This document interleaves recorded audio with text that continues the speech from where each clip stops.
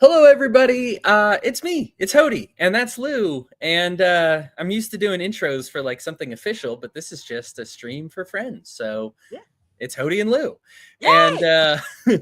we're going to be just talking about some election thoughts. Kind of Lou and I got back into politics during this time. I'm sure we're pulling the plug pretty quickly on that now. We're going to talk about what happened, some insight about the campaign. I actually worked on it on the Chase Oliver campaign. After being a Republican strategist for many of my years growing up and my college years, I'm very familiar with a lot of what went down. I actually got a perfect election prediction map. I posted it before the election happened. So I'm usually off by like 2 states. In this case, I managed to nail every single one. So I felt pretty good about that. And yeah, so I normally don't brag, but I do this to tout my insights, because if I'm going to share them with you, you probably deserve to know that I actually have insights worth listening to. So yeah, so we just felt, Lou, you were the one who actually wanted to talk about that. Why don't you talk about why you wanted to talk about it? Yeah, so really, I kind of retired from politics and journalism a couple of years ago, and I pivoted to open this tattoo shop here, which has been wonderful and all the good things for my mental health. But I love that little feature. How great is that? So we've got, you know, kind of stepping back this year and observing the political processes from the outside and not being part of, the inner infrastructure of a campaign and strategy and policy and all of those things. I just kind of wanted to take a step back and observe and then do a post-mortem from my perspective as someone who's, been in journalism for 20 plus years off and on, and politics. Obviously, I've done everything from communications, public relations, campaign management, strategy, consulting, things like that. So I feel like I, like you, have a lot of insight. As far as your perfect map, my applaud wasn't that that's how the map was colored, but that you got it right. I'm proud of you. There's a lot of people know Hodey's more of a right leaner. I'm much more left in some ways, but we also have a lot in common in our middle ground. So that's why I always enjoy doing these conversations with Hodey. Yeah, I appreciate that. Yeah, so I'm sharing the link around. I think oh boy, we're getting a lot of people filtering in. Cool. Welcome, everybody. Yeah, so I'm certainly, like, I consider myself centered, just because every time I'm almost stereotypical. Every time it's a personal issue, I'm maximum progressive left. Every time it's a market issue, I'm maximum freedom market right. Right. And so I am the stereotype. I'm the guy. I can regularly, when I take some kind of "Are you a real anarchist" test, can get 100%. I managed to get my dot, depending on where you put the authoritarian access, all the way to the freedom side or whatever it is. But I'm also keenly aware that most people are not like me, and I also think that disparaging people that aren't like me is unproductive and unintelligent, and not really the way to do things. If God wanted a perfect world, he's a perfect guy. He could have made a perfect world. We have an imperfect world. And my positions are certainly imperfect as well. And even if I manage to get perfect positions, I am sure that I will be communicating them imperfectly. Chase Oliver is doing his live stream in an hour Love here. you, Chase, so We much. love you, Chase. Chase Oliver is going to be doing his live stream at 9 Eastern. So, Lou, we'll just try to wrap it up a bit earlier. No. If you want to hang here, great. Obviously, to hop over to hear some words from Chase, that's going to be much more insightful than what we have. I decided we should do this a little bit chronologically. So you and I both kind of pulled the plug on politics. What made you decide to kind of get back into it. Oh, Aaron thought he was late for Bible study. No, this is the Tuesday one. We're going to be studying the book of Revelation tomorrow here with the Bible study. No. I feel like a lot of people might think we're discussing the Antichrist. Oh, right. No, just politics. It's okay. Which one? We had several running for Congress. Yeah, no. You're good. You're good, Aaron. I appreciate you tuning in, buddy. We both pulled the plug on politics, both got sucked back into it. So why did you decide to come on back? Well, I really, observing the shenanigans that has happened in the third party world over the last few years, I had kind of stepped back initially just from the stress of it all. With Chase coming on, I didn't actively I wasn't a part of his campaign this year, but I did, a lot of awareness stuff and things locally. And I wasn't super active this cycle, but I was super observant this cycle. And I really kind of, a handful of times I actually pulled out like my old strategy playbooks to kind of go, what is happening here? But I think really a lot of it was just this observing really sort of how this incestuous marriage between the media and politics has just exploded this year.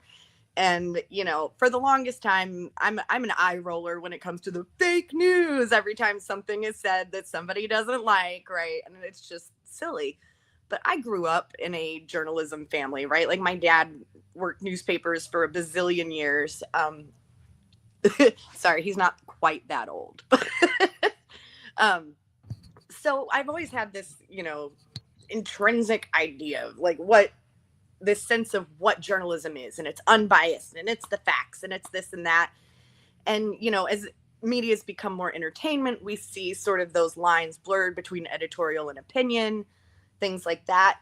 But it was just so drastically different this year than it had been. And I'm sort of watching the media flip-flop and say one thing and 6 months later completely deny the thing, whatever it may be. And they did it with both sides this year. I feel like we really saw it happening after Harris was announced. There were a lot of things that the media had previously been harsh on her about.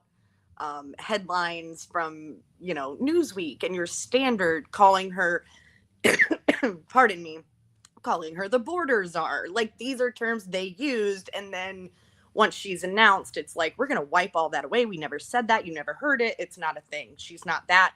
And this is a slur now. And I'm like, something's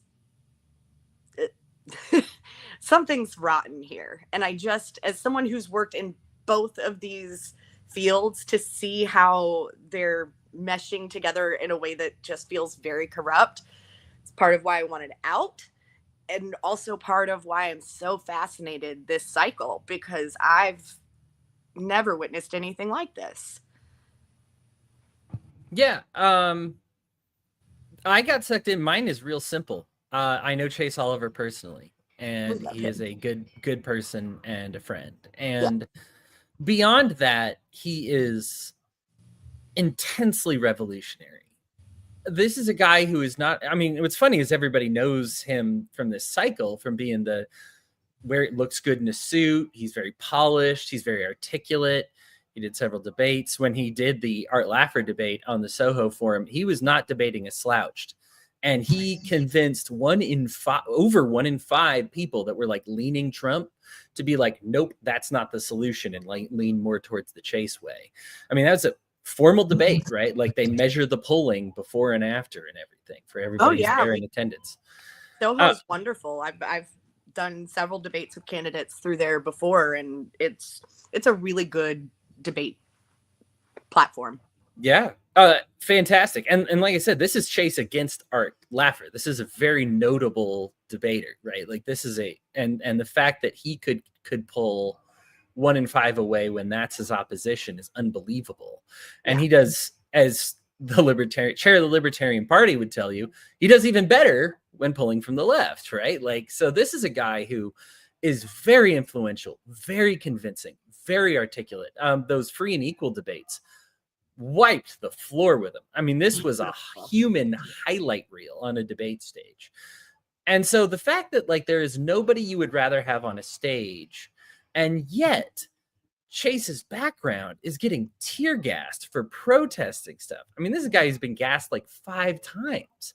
Protesting, I mean, I don't think he got gassed for this one, but he made national headlines for being in the streets protesting against Cop City in Atlanta. A very local guy, very plugged into his roots, actual grassroots activism out there in Georgia. But I mean, I know for me, like when he stood with us here in Utah, it was defending the homeless, right? This is a guy who likes being there, shoes on the ground, against the wars. Again, that's something he did get gassed for, right? Against COVID mandates from the beginning, by the way. Please check his timeline to everybody who might be confused about that. He was like just really, really unbelievable at both parts that you want. You want a guy who's got conviction and heart, as well as a guy who looks good in a suit and can do the political part. And in addition to him being my friend, and the Mises Caucus just made me feel unwelcome. I actually did a show, and we'll maybe get into that later when we talk about what happened with the LP, the Libertarian Party. But I was just so done with politics. I didn't want to talk to them anymore. Didn't want to deal with it anymore after they took over. I'd been dealing with politics my whole life. I went straight from the GOP to the Libertarian Party. And I got back in because, frankly, it's never going to get better than Chase for me. Right.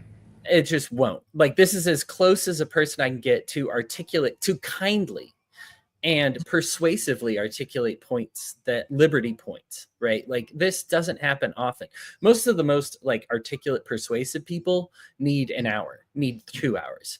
Chase can have you enraptured in a minute, 2 minutes, right? This is a guy who has an elevator pitch. This is a guy who's meant for the bumper sticker, right? Like anti-war to the court, right? Like that's a Chase thing. This is the gun would go off, 40+ million TikTok views on that one, right? Like the guy is really good. If he needs to say something snappy, he can do it. If he needs to expound for a long time, he can do it. He doesn't mind. In fact, I grilled him on Twitter. Very difficult questions, right? So this guy was the best representative I was ever going to get. There are people who are closer to my values. Chase is not open borders, and I am, right? Like there's Chase is a minarchist, I'm an anarchist, right? Like, don't tell the right. Right, I know. Like Chase is actually further to the right on trans issues than Donald Trump, so that's funny. But like, but I knew he cared about trans, right? Because Donald Trump was, you can get surgeries with parental permission. Chase was no surgeries till 18, right? Like, so Chase, not in all aspects, but was to the right of Donald Trump when it comes to trans issues. So Chase and I were not of an accord on every issue. Just simply as a candidate, it was never going to get better than Chase Oliver for me. Like, this is the best representative that I can put up as far as communicating the values that I want. And that's what got me back involved with it. So yeah, that's why we got back involved. I guess we'll get it out of the way. We'll talk about the Libertarian Party stuff before we talk about the general election stuff. So, Lou, what happened to the Libertarian Party that made them fall flat on their face, and we didn't do as well in this election despite having the best candidate that we've ever fielded? I'd like to start with something I've been wanting to say to the Libertarian Party at large for a while now. I told you so. And you told me so a lot, and I was slow on this trigger. But yeah. Griffin Gaming says, and she's this is talking back to you, Lou. 2024 was the year the corporate press finally went full mask off and revealed they're merely a propaganda tool for the state. Yep. Yes. It was fairly obvious before to people in the libertarian world, but it became apparent to even what people would consider normies. And I'll talk about that point when we get to the general election stuff. But as Lou, as you pointed out, the media was extremely disingenuous this cycle. So, this is Bryce. Hi, Bryce. Hi, Bryce. We're happy to have you here. Aaron says, my only criticism, and it's such mild criticism for what I thought was a beautifully run campaign, was that I wish Chase had been in one or two street protests, perhaps a Gaza protest. It was his bread and butter, but the cycle was only able to draw attention to his past protests. Yeah, we went for putting on the suit a little bit. I Sorry, also Lou. feel like it should be performative too, and people know when it's genuine. And Chase is gonna when his heart tells him to do it. Yeah, I think, and he was so focused on the professionalism because Chase has protest video after protest video after protest video that I think if any part of his resume needed to be bolstered, it was that suit and tie sitting in front of a camera. I'm not saying you're wrong, Aaron. I would have, in fact, I think you're probably right. Might as well just be what you are. If you have one or two clips of you looking good in a suit, that's good enough for me. But anyhow, Lou, go ahead. What happened to the LP? You told us so. You told us so with the LPMC. Everybody said they weren't going to go Trump. I remember over and over, they were like, they would criticize Trump and they'd be like, oh, but we're going to vote for Trump though, guys, right? Ha ha, laugh at you. We would never do that. Right. Well, go ahead. And as we all remember Reno, the Reno reset. And a lot of us at that point went, I'm uncomfy. Like it started out, I believe, giving the wrong people a platform to be hateful. And while initially I think some people kind of got on board with the Mises Caucus because they were looking at maybe some economic things or the idea of, hey, maybe we can, and while I disagree with this 100% as a strategy, like, and as someone who's done political strategy forever, I was never a fan of let's see if we can't ride some Republican coattails to be more relevant, right? And some people saw that as not a bad thing, or like, oh, this is it, they're doing the work. We're gonna get something from this. And the whole time I'm thinking, I see you, Brian. Oh, you're muted. You're muted, Hodey. Sorry. Brian, if this is an official enemy of my enemy, trust me, you would be here. This is just Lou and I goofing. But it is missing some Brian. Anyhow, continue. It is. Yeah, where was I? Oh, something about it just felt insidious to me from day one. And there was so much in lockstep in the Mises Caucus as they sort of moved into these elected LNC positions and state positions. It was almost watching the dominoes fall in slow motion. And even at times when I couldn't put my finger on a specific thing, I was like, this is insidious and I don't like it. And eventually, as Angela McArdle, the chair for any of you who are unfamiliar, she, pushing the anti-war stuff, which is ideologically correct. Like, we're very anti-war, as anarchist. Like, personally, I'm an anarchist. I don't really consider myself a libertarian.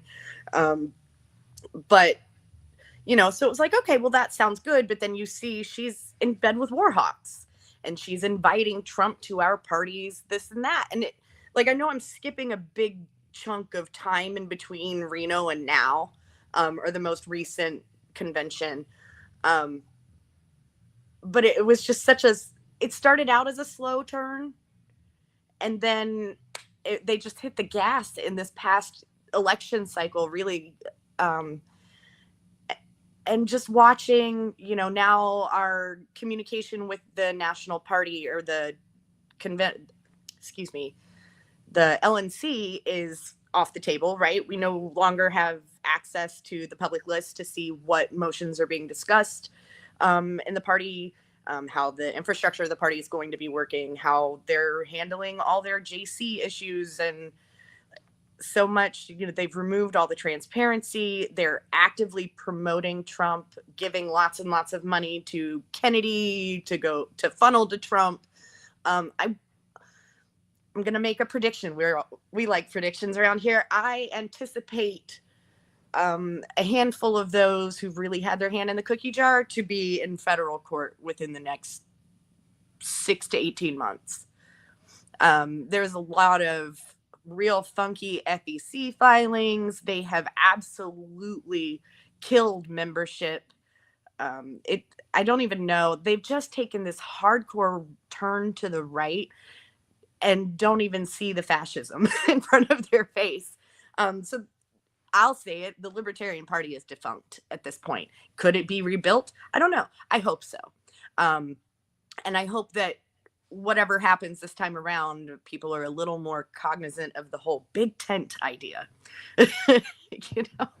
Yeah. Yeah, there's really only 3 ways to change politics: violence, culture, and electorally. And of those, we don't like violence, so we hope for cultural and electorally.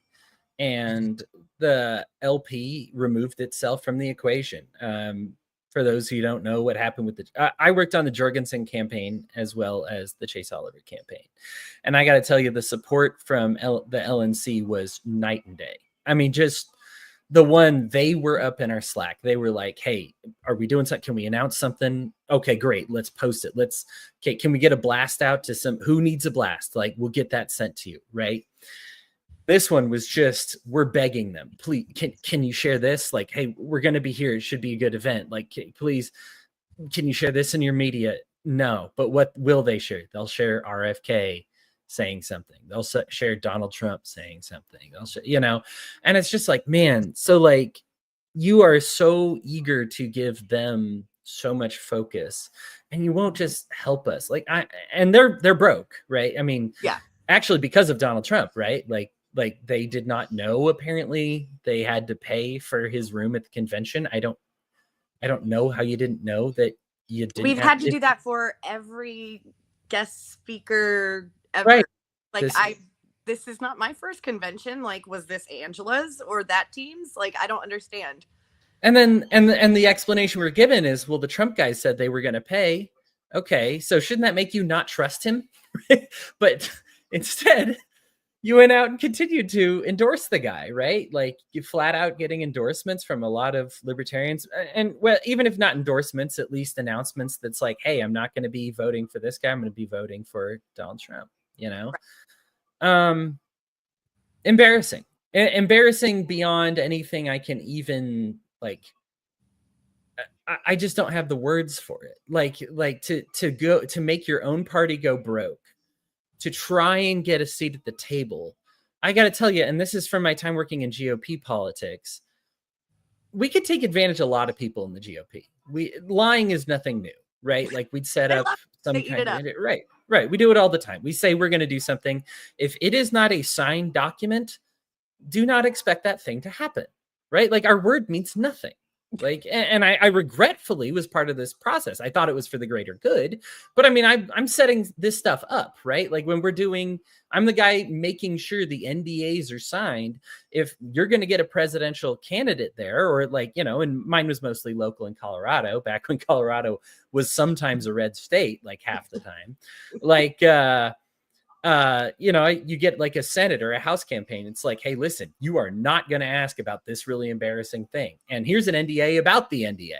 You're not even allowed to say you're not allowed to talk about this massive scandal for our candidate, whatever, right? Like, we've seen the DNC kind of has had leaks doing this, right? Where they're, in fact, even this cycle, they got that one radio host fired because they gave them the questions to ask. And they got found out, right? And it's just, we can't, and like, we get a peek behind the curtain. I'm telling you, that's 100% of the time. This is all the time. Having worked both sides of it, I've seen it. I've been an interviewer and been given the, read the riot act about what to say, what not to say, and sign this and do that. And I've actually turned down interviews because I'm like, then that's not journalism. Call me back when you want to be truthful. Right. Yeah. I mean, and it's almost everything comes with an NDA. Even joining Chase's campaign comes with an NDA. We don't want to reveal certain tactics till the certain point. But there does become a point where it's like, the American people want to know this. I'm in charge of their voice, of asking, like, of making sure that their ears hear what needs to be heard, and you're telling me I can't do that. So I'm just going to pass on this, right? In case you're wondering, there was some note that like Chase Oliver had like 10 times more major media appearances than Donald Trump and Kamala Harris combined. Well, and maybe this will be a segue into like what happened during the campaign, like for the major two parties. Kamala Harris rocking a 65% chance to win just a month ago. Then she goes on 60 Minutes. And that was as much of a nightmare as you can imagine. And I'm sure a lot of interns got fired as a result of this because they got fact checked. You know, they got things asked that they weren't prepared to answer for, you know. And then she did that town hall and that question about war came up and it was just, it plummeted, right? And then all of a sudden he's got a 60% lead. And then he almost blows it with that Latino joke. I'm going ahead. I still want to keep with the LP. The reason I bring all this up is there are a lot of people we took advantage of. The business owners were big, making promise to lobbyists were big. If it wasn't a professional lobbyist, they wouldn't know to get me in writing here. You know, if it was just a meeting at some restaurant, sure, we'll give you some money or whatever. Right. But that kind of money for that kind of vote is illegal. We know it's illegal. We make sure not to phrase it this way. Those who looked into the Hunter Biden story actually got to see a lot of this. Hunter Biden actually, there was that thing where the guy was like, so if I give you $20,000, I get to see him. And it's like, no, if you give me $20,000, I'm just telling you information that he might be at that restaurant tomorrow and there might be an extra seat at the table for you to sit at. This is how the game is played. Republicans know it, Democrats know it. And here's the thing about libertarians. My entire time with the GOP, libertarians were the toughest people to outsmart because they knew we were lying scumbags. They knew, if we, you know, like they're like, if I don't get this in writing, I know you're lying to me, right? If you make me sign an NDA, I don't care what you say, because anything you say, I'm just gonna be like, well, I didn't tell him that. And it's like, oh, you signed an NDA. So apparently I'm allowed to say, you know, hey, we never had an agreement in place, right? Right. I'd be making deals all the time, but it was so hard to make a deal with a libertarian because they were so intelligent. They would know better. They knew we were liars. And so that's why they kind of maintained this successful minority party forever. And even though we don't want to say successful, obviously they didn't win any presidential seats, but they've decided so many elections. And here's more importantly, by not compromising, got all these policy positions that we see that are popular today because they refuse to compromise on them. You see things like drug legislation and marijuana legislation and gay marriage. These are things, I mean, my young life, when I was growing up, these were untouchable. These were never going to happen. Oh, right. Laugh in your face, right? But the libertarians, by having that small majority, was like, you have to appease us if we're even going to consider crossing the aisle for you. So by being uncompromising and by knowing better and being intelligent, we weren't able to take advantage of them. We had to service their needs if we wanted their votes, if we wanted their support. And we knew that, right? And that's how they became so successful in deciding the outcomes of so many elections and getting the advancements in liberty that you see today. The difference between those libertarians and today's libertarians, and frankly, it's just idiocy. And that's, I want to stress this. I'm being nice when I say idiocy, because the alternative is they're evil and they just did it on purpose, right? They sabotaged the whole thing for Trump, which is very possible.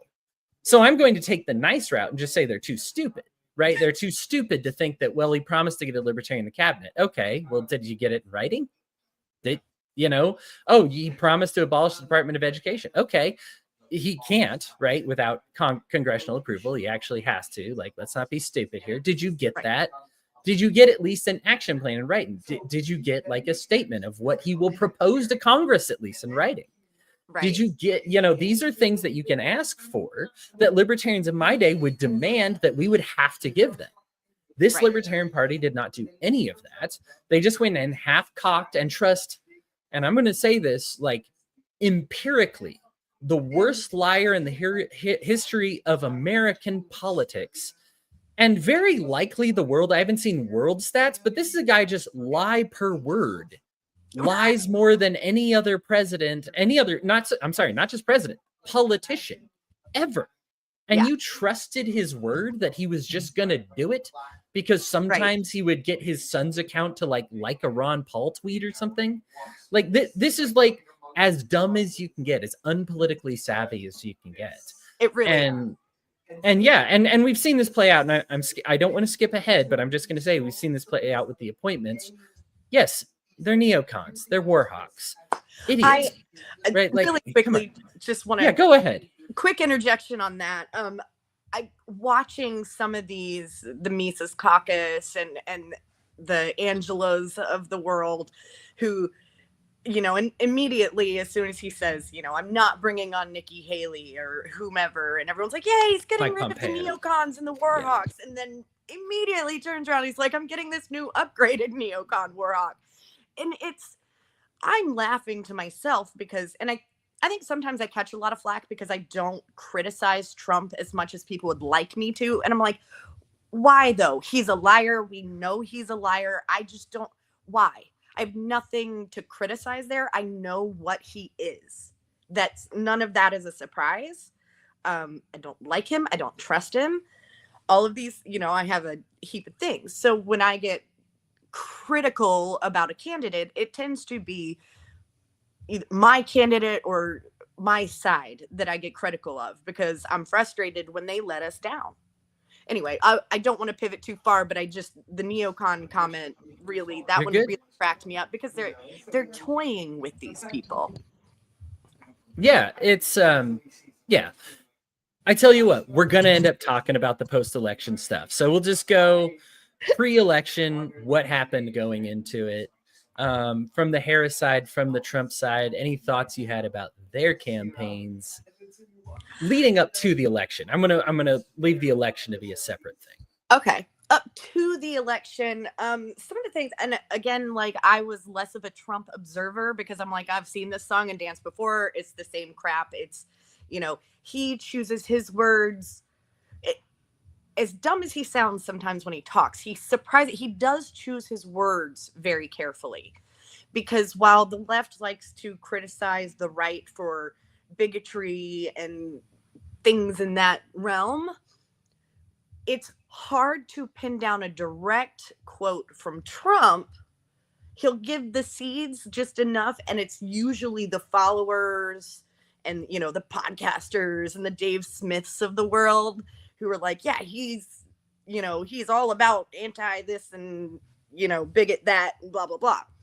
So it's a game they play. And I've watched it for a long time. So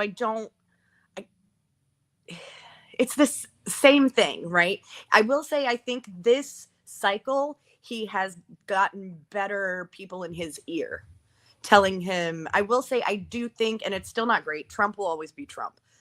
His appearances and his speaking has gotten a little better. I think he's had, you know, better PR and communications people, maybe even some strategists on his side, discussing how to talk to people in different environments, whether look at the debate, right? Look at 2020, he sabotaged himself. And then look at 2024 where he won the debates, you know. He really did. And no, I think you're absolutely right. He certainly, I will say the one positive thing I have to say about Trump, and it makes my skin crawl, but I do feel like, although he hasn't changed his positions, he probably learned a lesson that he can communicate better, or at least get better people on his team to help prepare him for these different style debates. Because prior to the previous cycle, he would go into, whether it was a town hall or a big rally or a debate, with that same Trumpness.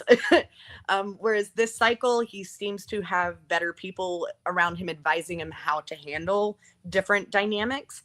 I've joked a lot this cycle that I feel like both teams are trying to lose because it's almost so absurd. And I always go back to that Trump quote from the 90s, I believe it was, where he's basically like, if I ran for president, I'd run as a Republican because they're all stupid.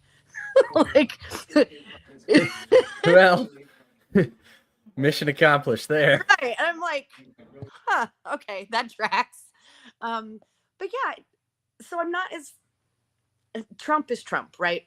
I look at Harris, and it goes back to the DNC, because they should have never had Biden on the ballot to begin with. No. And that's not a slam at Biden. That's just being a human. If that was me or my grandfather, like, and I know that job, like having worked in politics, how stressful is that? Even if the man does not have, you know, a diagnosis of any form of dementia, that level of stress on an aged brain is going to create symptoms similar to. Like, there's a problem here. And I like, it feels like we cared more about winning than about a human being. And I like, really, guys? Like, kind of feels like elder abuse. Like, I'm not politically, I'm not the biggest fan of Biden, but I also feel like there comes a point in a politician's life where you just kind of pat them on the head because they're, you know, little old man. You know, it's fine. You don't remember it. But you know, it was sad to watch, and the constant denials and the media being complicit in that. And I'm like, because what a lot of people don't know is the other part of my background prior to and sort of in between journalism at some point in my life, I did go to nursing school. I did in-home nursing for elderly care, and I had a lot of patients with dementia. I cannot diagnose anyone, but what I can tell you is that I've witnessed patients with dementia and I'm familiar with symptoms. I'm not an idiot. Most of America isn't stupid either, but they'd rather win and sacrifice the health of someone because it's their team. And that makes me sad. And then seeing Harris, the transfer from Biden to Harris, there was so much happening all at once. And I'm sitting back watching, and I think one of the first things that caught my attention was we've raised $80 million in 24 hours or whatever, somewhere around there. And I'm like, I remember working the campaigns, you know, previous 2 cycles, particularly working campaigns in New York when AOC was on the ground and really fighting these dark money, big corporate dollar PAC donations, and like making it a point that, you know, as the left, people who are more liberal, progressive, we really want our donations to come from people, right? Like, not some corporate overlord that we've made promises to. And so immediately I have my hackles up about Harris. And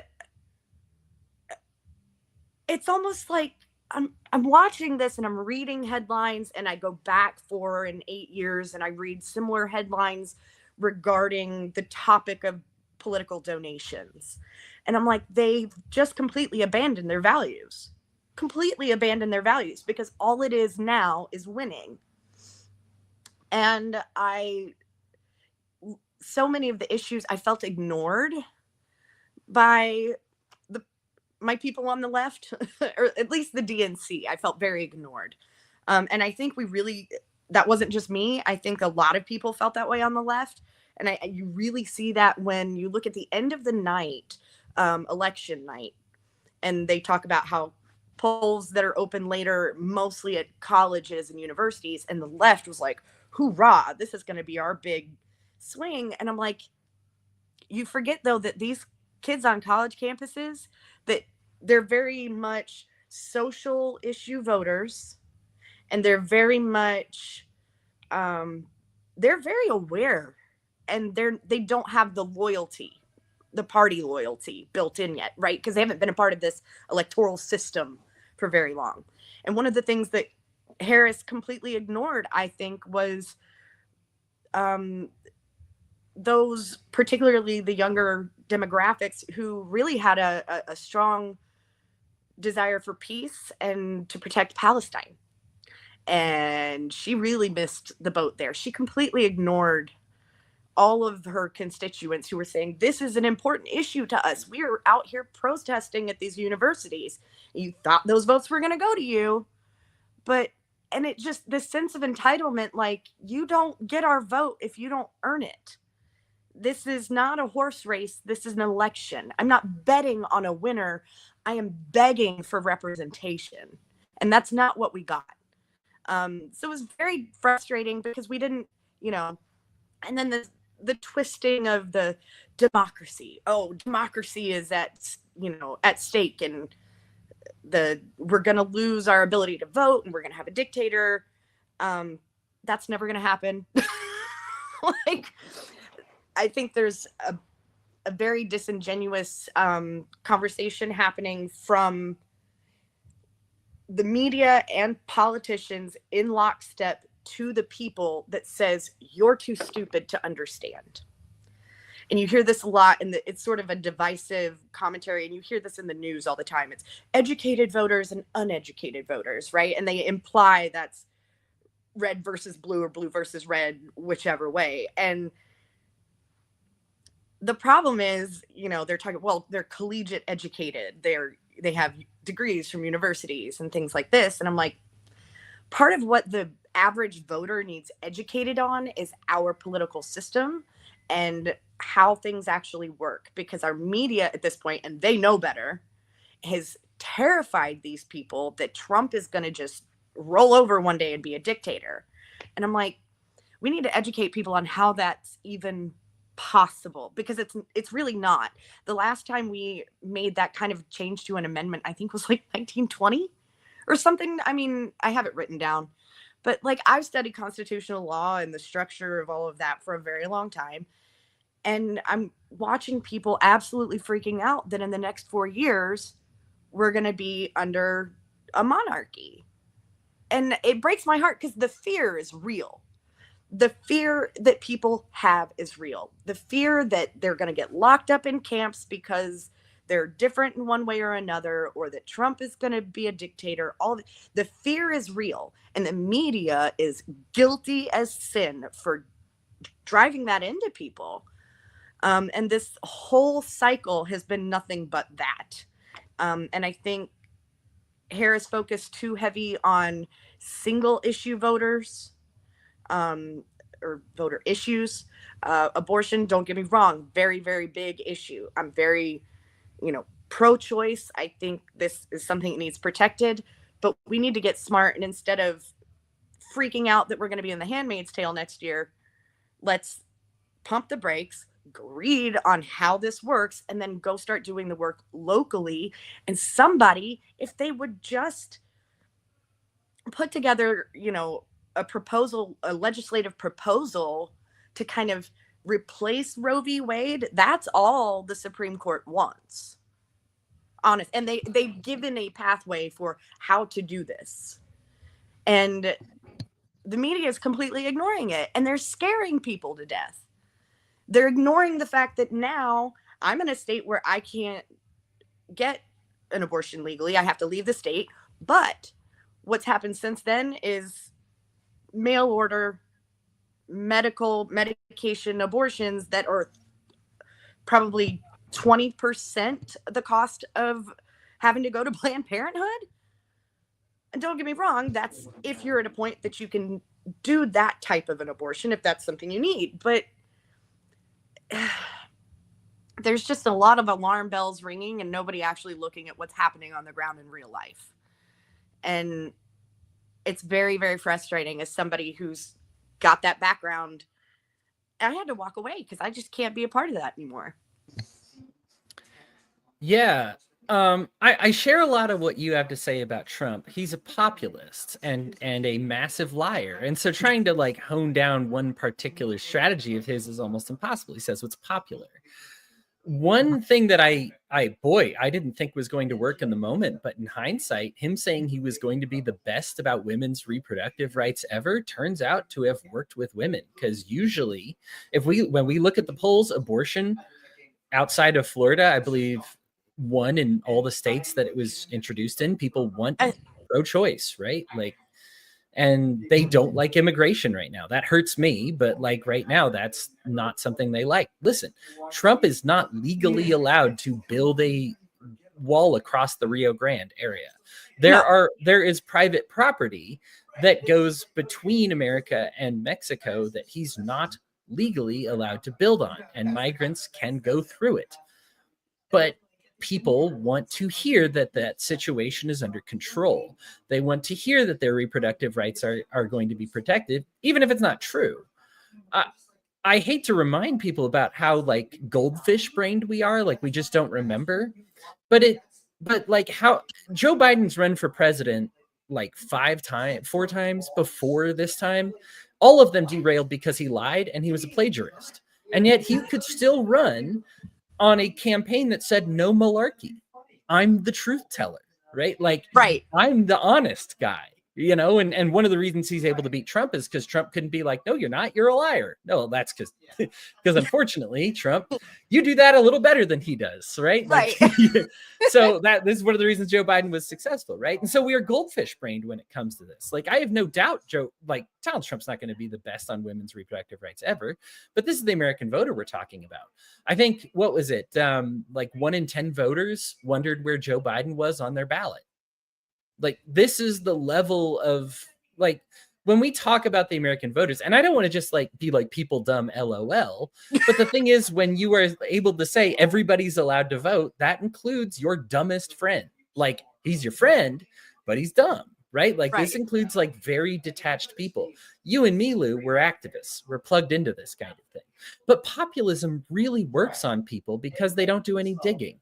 They say, boy, does he check all the marks? Well, I don't like war. Trump's running anti-war ads. It doesn't matter that he stuffed a bunch of pro-war people in his cabinet. It doesn't matter that, man, Obama started 8 new wars. And like, you know, of course, Trump likes to be like that. I didn't start any new wars. Well, you committed a genocide in Yemen, whether it counts as a war or not. And with your drone strikes, you actually increased the number of civilian deaths by 330%, 3.3 times the amount of the previous guy. Think about that, right? 3.3 times innocent civilian people getting killed under Trump. And you ended the regulation that said you had to report all the innocent people who died in drones. So it's actually more than that. We don't even know how many innocent people Donald Trump killed. But as a populist, you just say, I don't like the wars, though. And people will go, oh, there's a guy who doesn't like the wars, though.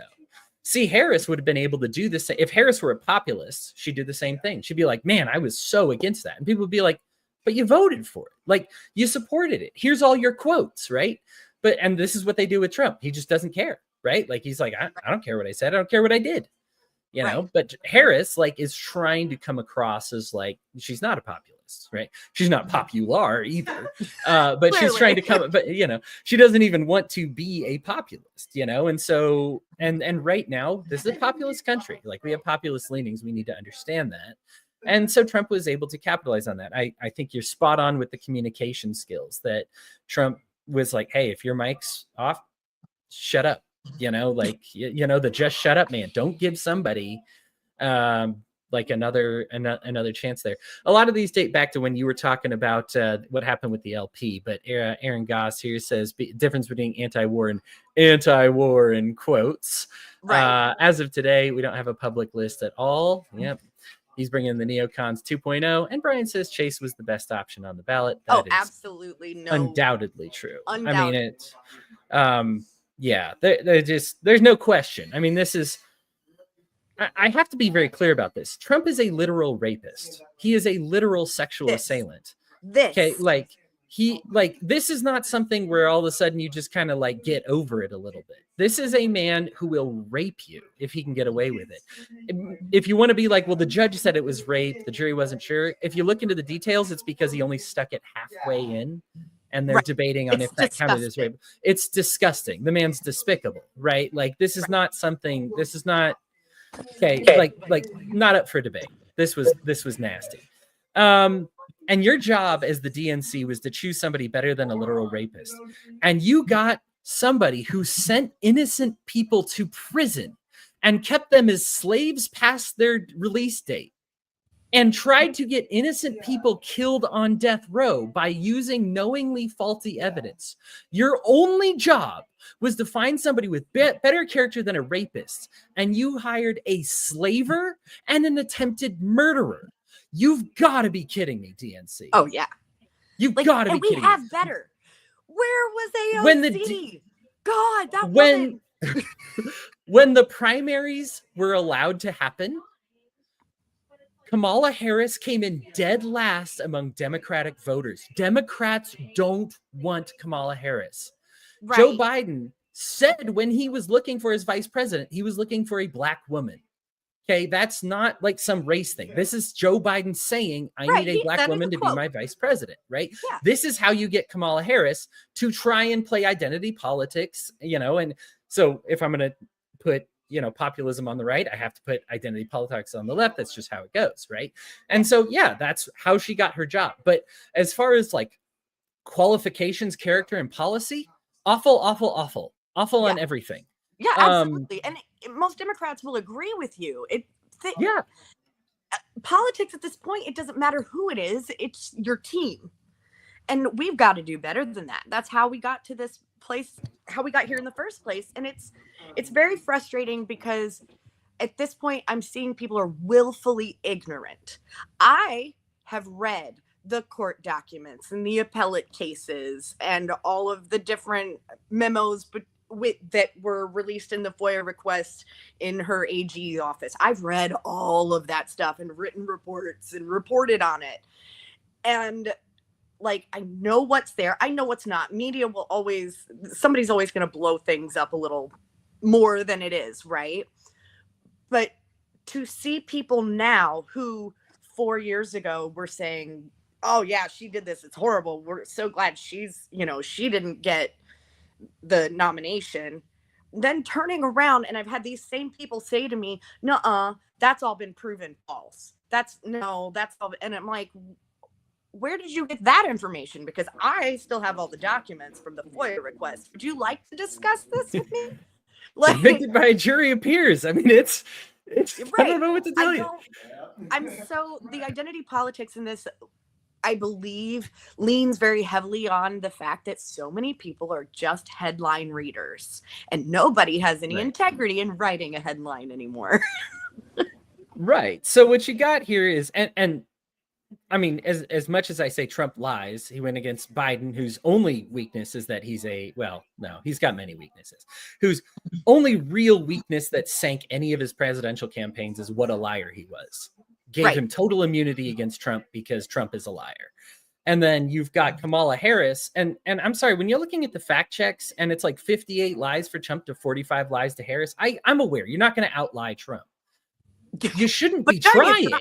The fact that you tried, right? Like what is going, like, it was just watching this. And it's like, at least Joe Biden, like, he would use very select, lies or whatever. Harris was just like, I'll say, what am I supposed to say here? Right? Like, what am I supposed to say? Right. I can tell. And this is simply because I've been behind the scenes. Harris was coached on how to smile, how to laugh. It's the same people that told Hillary Clinton how to smile and laugh. Those people you can see fired. She tries to like reveal like too many molars. Like, thank you so much for having me. And I'm just like, you look like the clown from It, man. Like this, this is, none of it felt genuine and warm. Not genuine. So one thing that I wanted to point out, I do want to talk about the election itself in a moment, but this relates to the voters pre-election. AOC was like, hey, those of you who voted for me and also voted for Trump, because there was a lot of them in New York that did that. She's like, can you tell me what happened? Now, many of the results were, of course, like laughable, right? But I would say they fall under like a few pots. And one of them is Trump ran on being anti-war. And you are anti-war, and Harris is not. And I want to say that this is one of the worst moments in Harris's campaign, when she gets on that town hall and the person's like, I'm looking at the innocent people, the babies with their heads blown off, and what's happening in Palestine, more people dead in the first month than the entire Ukraine conflict. And you're responsible, and you've taken responsibility, I guess, to your credit, but like, you guys are like, yeah, that's on us. What do we like? How can we support you? And Kamala Harris gets up there and goes, listen, I understand how your conscience must be suffering when you see a dead child and how that. But the Israeli people want what we want: lower grocery prices, better jobs. Like, yeah, that's how you get it. I am listening to Satan or somebody with like a lobotomy right now. Like what? You can't possibly believe what you just said. Like, you can't almost like population reduction. Is that what you're going for? Like, well, that's one less baby to feed. Like, what are you saying? It's so inhumane and disgusting and disconnected from reality. So yeah, there was those people, the anti-war people, you had, and then you got to say this. I mean, she stood by Bidenomics and she went down with that ship. When they asked her point blank, what would you do differently? And she said, well, nothing. Nothing. She said that to the world. She was like, listen, my campaign's going to be me. I'm going to run it differently. And they're like, well, what would you have done differently? You could have said the withdrawal from Afghanistan. You could have lied, right? Like just said, I would have done the withdrawal from Afghanistan better, even if you wouldn't have, right? Like it's just something you're not averse to lying, Miss Harris. You can say these things. I would have withdrew from Afghanistan better. I would have done better with the economy and done better about inflation. I would have like just anything. And instead it was like, no, I would have done all these same things. And she could have kept it simple. I mean, nobody expected her to put out any policy after a certain point because she sure didn't. So she really could have kept it to the highlights. I would have been better on the economy. Yep. You can ask her how all you want. And she'll talk you in circles, nothing about the economy.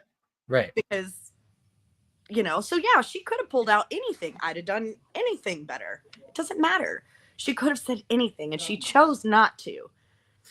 Yeah. I mean, you look at, and Biden certainly is to blame for this, right? Like, I mean, the guy hung around for way too long. Joe Biden, those of you who, and I read Laptop from Hell, and I went into it expecting to hate Hunter Biden. And I find him to be now one of the most sympathetic people for having a father that basically birthed him for the purpose of money laundering for his like politician friends.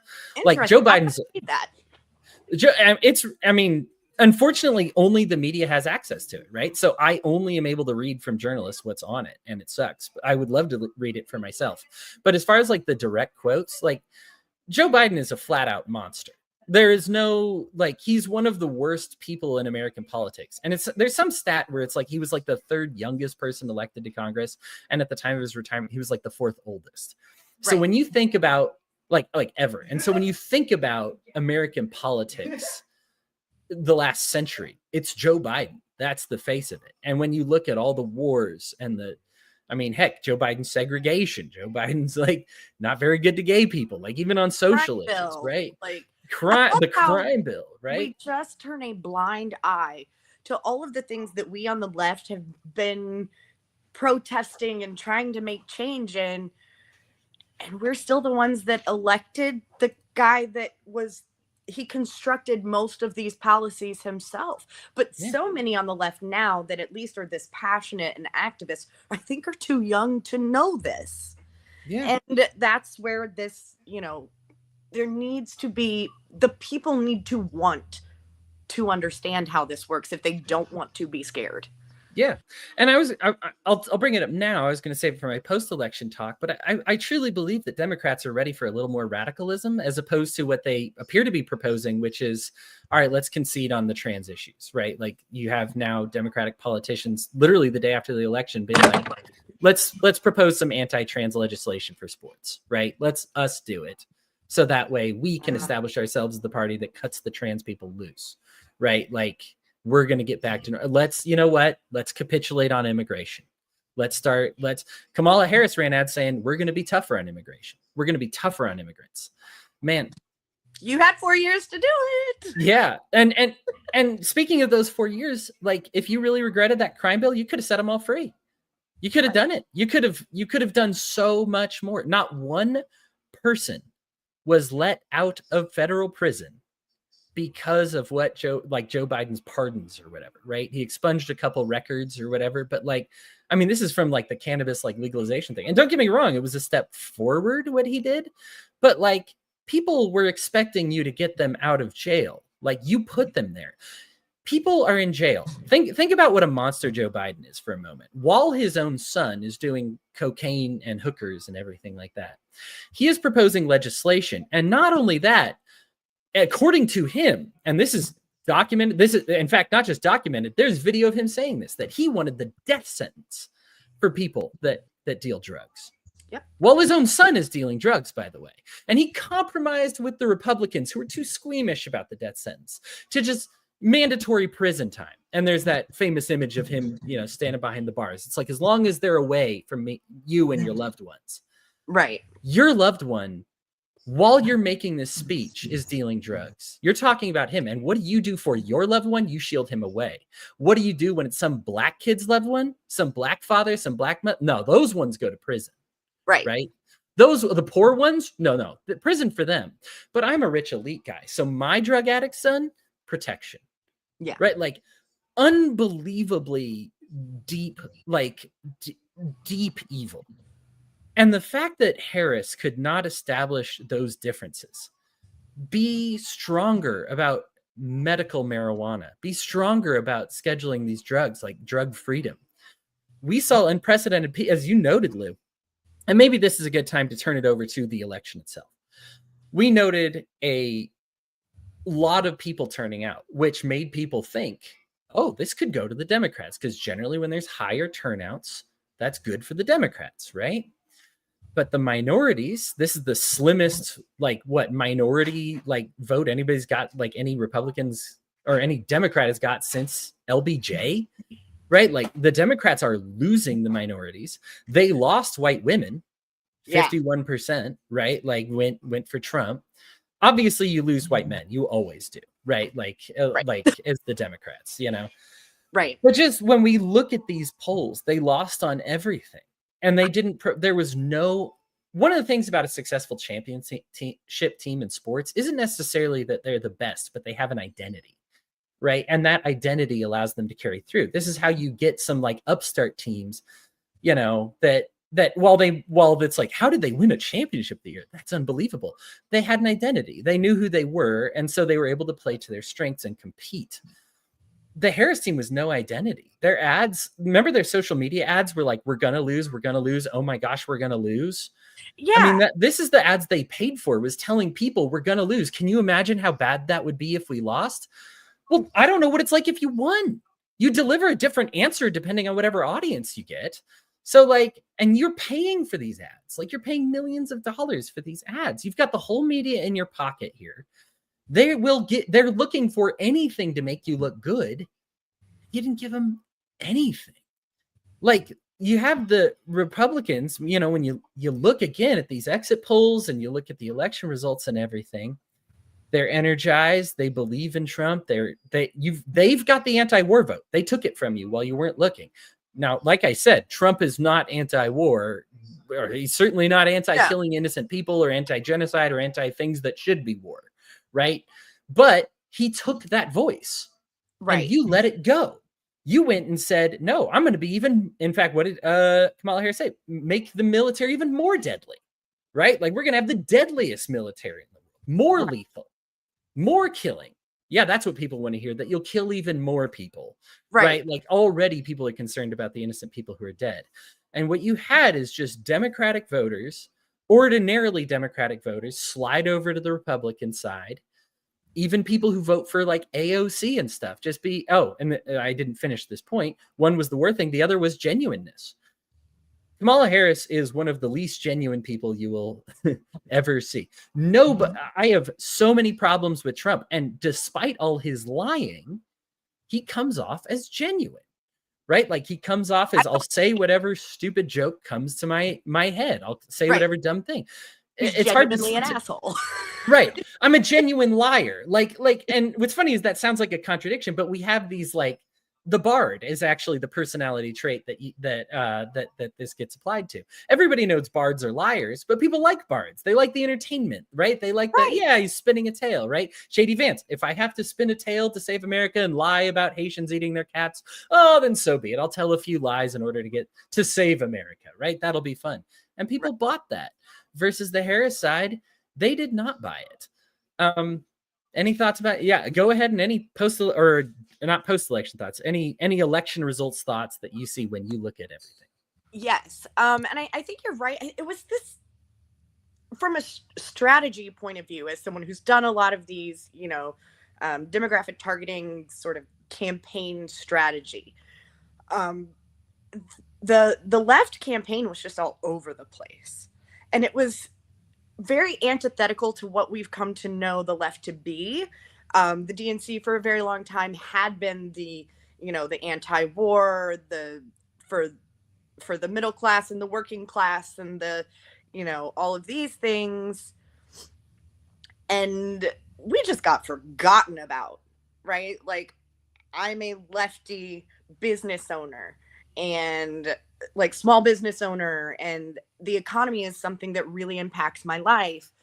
And I felt ignored. And I think a lot of, you go through your different issues and your single issue voters and your, who prioritizes what issues where, like, obviously you're going to have niche groups where women's rights are more of a passionate voting mark for women, right? Like, it's not something that men tend to experience or have experience with. So it's not always, and I'm not going to say never, because obviously there are different circumstances, but men tend to look more, and this we know just statistically from polls that have been done, men tend to look more at economics, whereas women look more at social issues or health issues and things like that.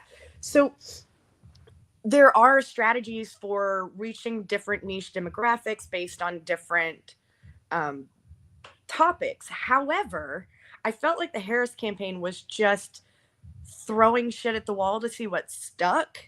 And they were not mindful about what demographic they were speaking to on what issues.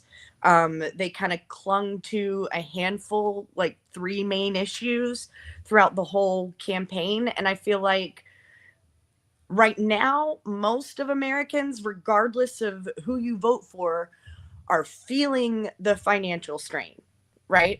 And so what we really wanted was an economic solution, like a solution to our economic woes from the left. And we were so ignored, and then felt like, okay, well, you're placating to our emotional issues, you know, oh, women are going to be in concentration camps for having abortions and all of these terrifying things.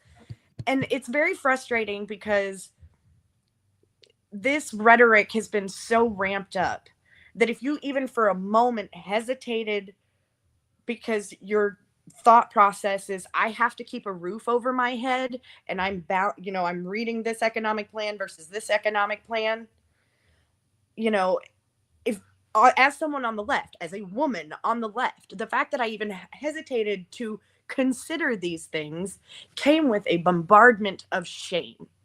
And as someone who's worked in this, this crazy world for a long time and in activism, what I try so desperately to tell people is, if I lose my home or my business or I'm having to work 3 jobs just to keep a roof over my head, how am I going to be any help on issues like abortion or anything else that are social issues that matter to us, where we can locally make a bigger impact? Yeah. And I understand people are very passionate about a lot of these issues, race issues and immigration issues, and they're all very, very, very important.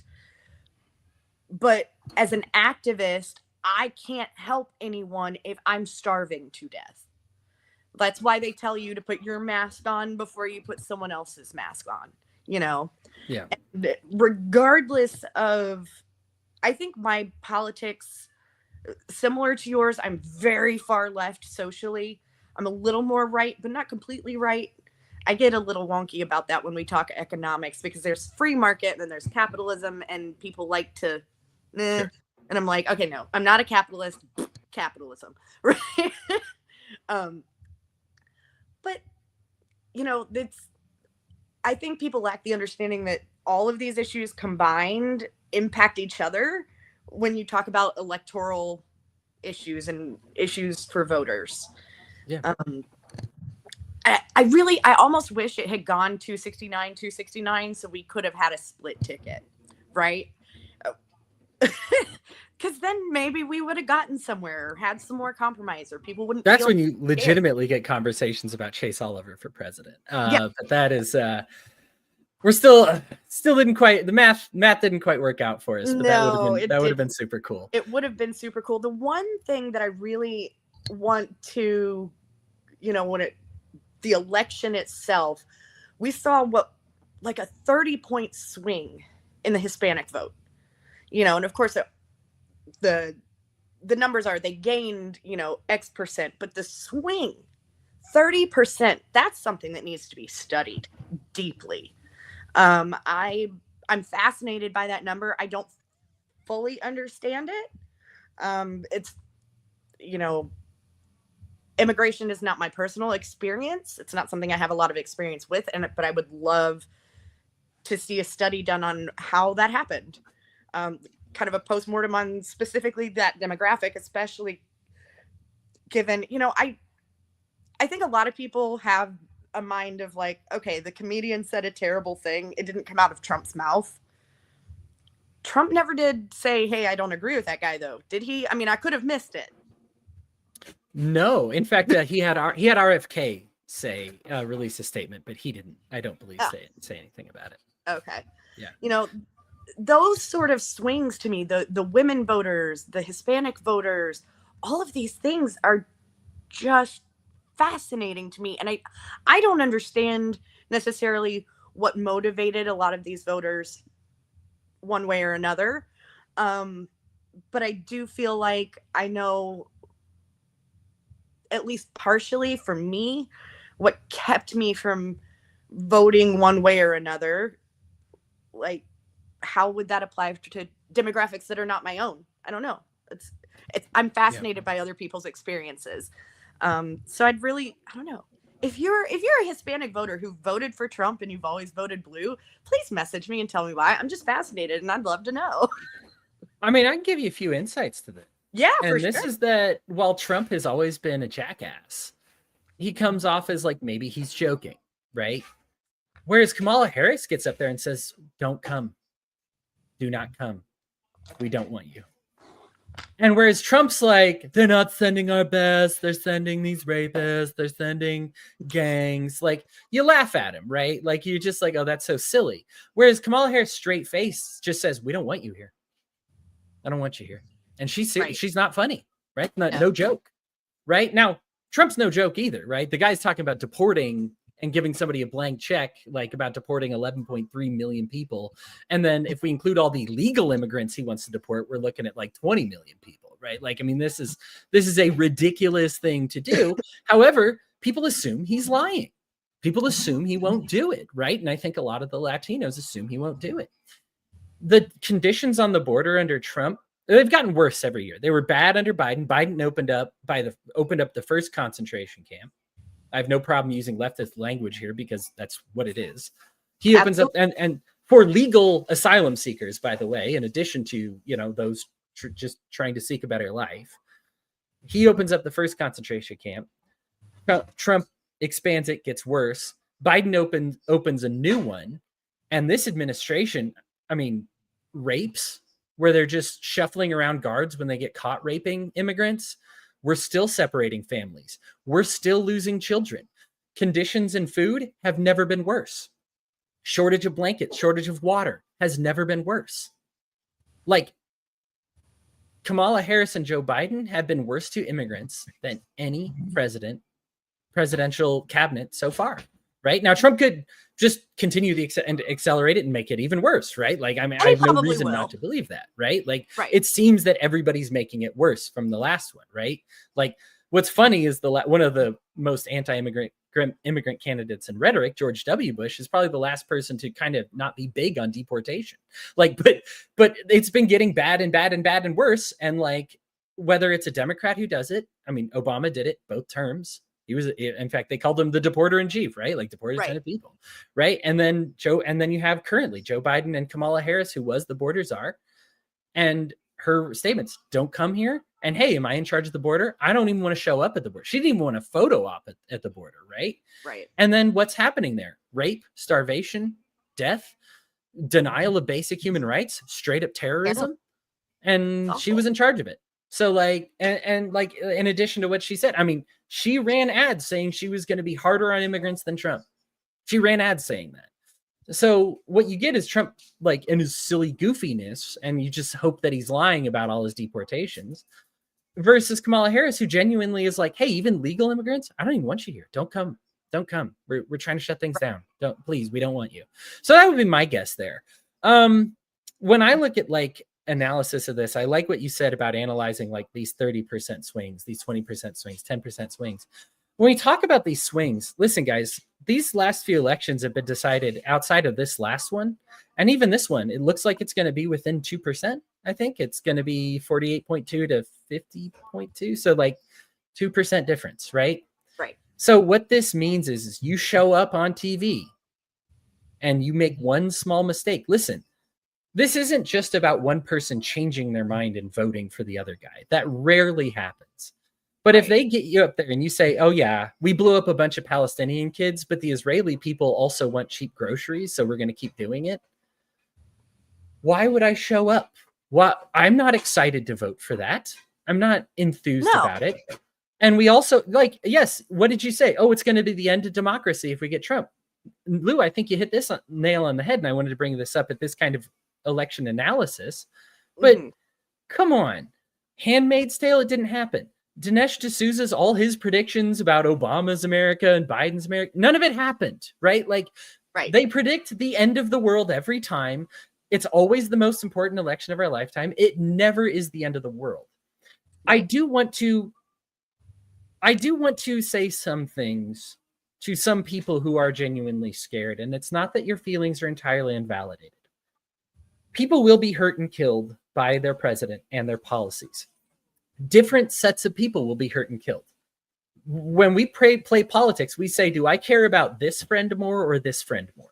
One of them will be killed, right? And I don't care if it's Trump bringing along his culture that welcomed Asian hate crimes, that welcomes LGBTQ violence or whatever it may be, or, you know, and I mean, or a drone strike, right? Like, or, you know, Obama and his journalists that he would kill. And I mean, he had a hit list, right? Like, I mean, he just had it, you know. Or you have Biden and Harris and what they've done with Ukraine and Israel and these irresponsible withdrawal from Afghanistan. After all their intelligence advisors were like, we need to start packing up now. They were on podcasts like, we need to start right now packing up. Otherwise, the Taliban's going to get all this. These guys are bad people, right? Like, and now look what's happening in over there. Like, you handed them a bunch of weapons and now they're in charge and they have our old weapons. And like, I mean, you can't take credit for stopping a terrorist attack. Joe Biden, right? I stopped a terrorist attack. Turned out that was a humanitarian person bringing water. You don't get to personally claim victory and then just hope that goes away. You said you personally ordered that drone strike that killed an innocent humanitarian worker bringing water to not immigrants, but water to people who are suffering and his family. Yeah. You blew him up and you took credit for it. That doesn't just go away. And I want to say this to the left, like the right. So at this point, they're used to being lied to by Trump, like that, just whatever. But the left has higher standards than that. And the media lied and Harris lied and all that is unacceptable to them. And I think we told them that. Right. Well, and I don't mean this to be like left people or just better people or whatever. But the thing is you care about social issues, right? Lying is very much a social issue, right? So if Republicans say, I don't care about social issues, well, then you can say whatever racist lie or whatever you want. If they don't care about social issues, they don't care if you lie. Democrats deeply care about social issues. And that starts with literal socialness, right? Like how we socialize. I expect when we talk, if I'm a lefty, Lou, I expect us to have a genuine conversation. I expect you to tell me the truth about who you are and your experiences and what we're having. Without the truth, it's really not going to work out, right? And so they get all these people who lie. And it's just unacceptable. When the media, something that Chris Spangle noticed, and I love this observation of his, but fact checking from the left went to like really deep diving journalism to like, hey, this right winger said that let's just use the Wuhan lab, said that it came from the Wuhan lab. What do you say? And they say, well, we've proved that wrong. How did you prove it wrong? We asked a government employee who would have been responsible and blamed for it, and he said it didn't come from the Wuhan lab. So I guess it didn't. And all the right-wingers were like, it wasn't me. What? You know, like, what are you talking about? You know? Hell yes, I will name drop Chris Spangle all day. We love Chris Spangle so much. We do. Chris, you're amazing. Let's hear. Brian said a couple things. Lou, this is while you were talking here. The best part about Trump is everyone he nominates will be unemployed by 2026. that much overturn will screech everything to a halt. And I didn't know this. Is this true? Even Oprah charged Kamala $1 million to show up for her? I'm not even surprised. I don't know. I had heard that. It wouldn't surprise me. On that like quick little the town hall that she did with Oprah, I couldn't for the life of me remember what the question was. I just remember Harris's response sort of droning and never actually getting to an answer. Right. And then she was done. I remember Oprah kind of being like, so what's the act? Is this what the answer is? And she's like, yeah. That's right. Biden and Trump have actual dementia. And so when they wander in their responses, it's like, yeah, they're 80 years old, right? Like that happens, right? Kamala Harris, when she wandered, Kamala Harris at moments was worse than Joe Biden as far as answering a question. More meandering, more wandering, no answers. But she was supposed to be young, right? Like you're too young to suffer from dementia. You can't be suffering from that yet. Right. And it didn't. You're absolutely right. And granted, it didn't come off dementia-y. It came off as ignorant and like, I don't know what I'm doing. I don't know what my policies are. It came off as politician-y, like as you say, right? Like, I don't want to answer this question. And what, like, I mean, and I know Jamie and I talked about this. We know what's going through Kamala Harris's head when she says, but the Israelis want what we want, lower grocery prices, whatever. That's because in her notes, it says, hey, make sure you get to the lower grocery prices. Right. And she's like, okay, that's a good selling point to most Americans. Maybe I can squeeze that in when people ask me about dead Palestinian babies, right? like she's like, that's being a politician, right? To try and like do a redirect here. And like, it came off as so phony, so not genuine. And I just want to say, especially the left has a low tolerance for that. We really do. Yeah. And so, and like, I mean, the term Holocaust Harris was not given to her by right wingers. That was given to her by the left. Like Genocide Joe is not something that like Trump called him. He calls him Sleepy Joe. That was not something that JD Vance called him. Genocide Joe came from fellow lefties. Yes. Came from the left wing who was just like, this is a genocide that you are giving them the bombs to continue to do. And Harris wasn't able to distance herself from that. And in fact, doubled down on it in many ways. And people are like, I understand like the Republicans and war or whatever, they took the anti-war vote, or at the very least, even if you didn't change your vote, they took the momentum the anti-war crowd had, because you just say, well, if you have one issue, it's probably war, right? Like if you're just like, I will never vote for murdering innocent people, right? Like en masse, right? So like that, if you're a single issue voter, it's probably war. And you lost every one of them because you just couldn't differentiate yourself from Trump as being any less of a murderer or a madman than he would be on board. Right. He stole your voice, even if he's a liar. You're a liar too. Lie back. Say you'll end the wars, but you just couldn't do it. And especially, knowing, and this is where my like campaign strategy mind comes in, knowing if I were on the campaign team with Harris, knowing what was likely to happen in Congress, right? I would have done exactly that, say the thing, because once you're in, if the executive office is blue and Congress is red, we're in a stalemate for 4 years, and that's great. Well, I don't know. It does these automatic things. It gave you a thumbs up on the screen. I apologize to our audio listeners. That was something. I don't know how that happened. It did fireworks for me earlier. It was very strange. You're on fire and thumbs up. So I guess social media just wants you to know that. Good. Keep going, girl. The ADHD is hard tonight. But yeah. Harris and war and that stuff. Distancing herself from... if she would have distanced herself more from the Biden strategy on addressing war, I think she could have done a lot better, and then we would have had sort of this back and forth in between Congress and the executive branch or the presidency, where you get a little more of that gridlock, which I like to see. I love gridlock in Congress and in our government, because that means no one's got time to do anything bad. It's It's fantastic. Trump was less corrupt.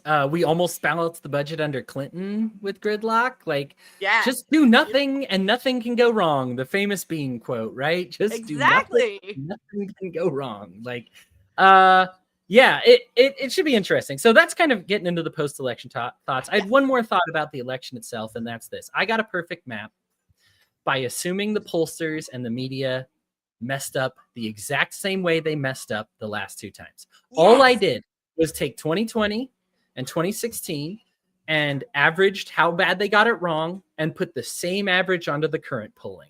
And I got a perfect map. It's almost like we've been doing this for years. Every 4 years now. And listen, I understand there's a bit of phenomenon because I don't want to say a lot of people are like, well, that's because the polling's all right wing or all left wing. Well, it's not that. It's people don't want to admit they're voting for Trump. That is true. They thought that it would go away. Now, here's the thing is I feel in this election, especially, that came to a real head because I think people are tired of being bullied. And I will say, and this is going to get also, since we're approaching the post-election thoughts, I don't mind bringing it up now. But this whole, like, I punch Nazis in the head, I disassociate from all family members who voted Republican, I cut them out of my life. That is a ridiculous thing. You look ridiculous, and you're not actually doing it. Half this country has called you out. You would be you would no longer be contacting any of your family members. Like, that, this would make all Democrats just hermits in basements, which is the thing you think Republicans are a lot of the time, right? Like the Tim Pools living in their basements, right? Like in their parents' basements, right? That's what you say. But if you actually followed through in what you were saying, if you say, oh, I punch any Trump voter that I see, I punch Nazis, I beat them up, I whatever, right? And you have the media constantly disenfranchised, constantly like they're insane, they're ridiculous, they're terrible, right? You're allowed to be a mainstream media source and call Trump anything. Right? Like basically whatever you want. And I mean, hey, he is a rapist and sexual assailant. So, I mean, there's a lot you can say that's actually truthful, right? But as you mentioned, Lou, there comes a point where it's disingenuous. If all of a sudden, like, listen, we should be able to say the invasion of Ukraine is wrong without having to delete and hide all our old articles that talk about Zelensky's authoritarian leanings and talk about the real fascist problem they have in the Ukraine.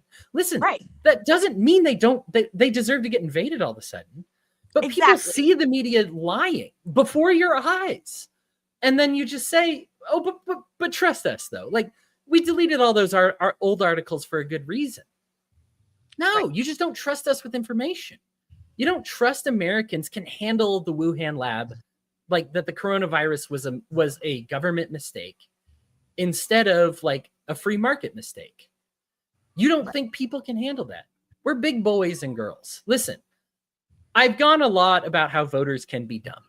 And yes, we have goldfish brain, that we don't realize that Biden. Here's another one. The media was running cover for Biden's dementia for years. Yeah. I mean, how many, if you could only find this on a right-wing site, Biden wandering around or saying something stupid or stuttering like crazy. And if the media ever had to call it out, he'd be like, he's had a stutter for his entire life. We have seen Biden in Congress since a young man.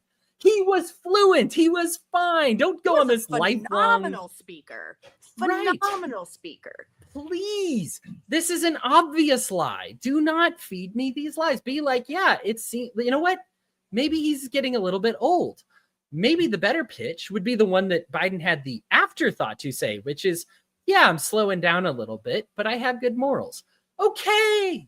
Okay. Maybe it got out of the Wuhan lab. Okay. We need to fix whatever that problem is. Okay. Right. You know what? Like, all right, maybe Zelensky had some fascist tendencies, but he doesn't deserve to have his country invaded. Okay. Like, people can understand this. Like, you need to trust people with information. Voters, while I say they're dumb, people treat them like they're dumb. And what's the best way to get a drug addict to quit doing drugs? Treat them like they're better than that. Don't treat them like they can't handle it, like they're worse or whatever. Like, we see this in psychology all the time. If you treat somebody like they deserve their afflictions, like they belong there, then they're going to fulfill every stereotype you give them. If you want a smarter electorate, You treat them with the intelligence and respect that they deserve. If you want intelligent discourse, then you treat them worthy of respectfulness. And instead, you just kept feeding into this angry, hostile, hateful. It's okay to hate somebody if they vote Republican or think differently or whatever. For goodness sakes, we needed Obama to get up there and say, like, hey, let's be patient with some of our grandparents that maybe are a little scared of the future or whatever. Right? Best moment of the whole DNC and, in fact, the whole campaign. Yeah. Harris's biggest bump in her numbers.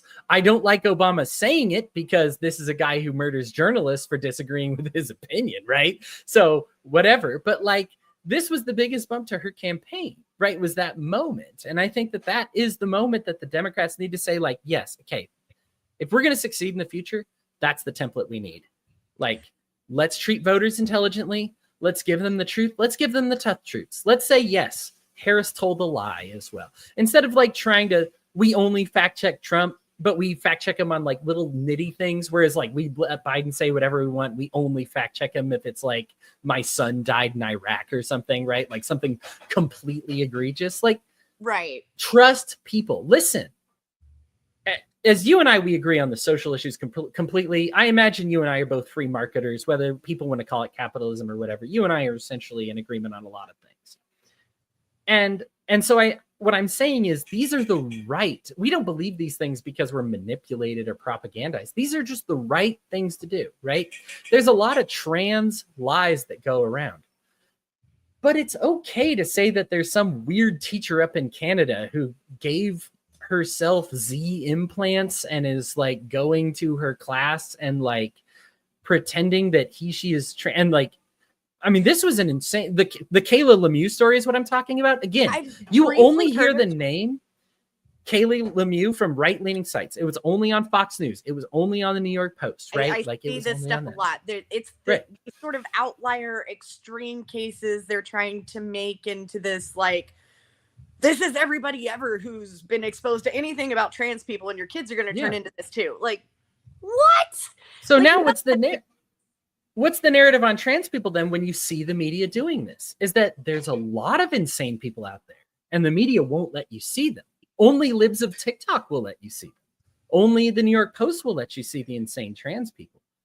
Listen, when was it not a Democratic point or a lefty point to say they're not gods?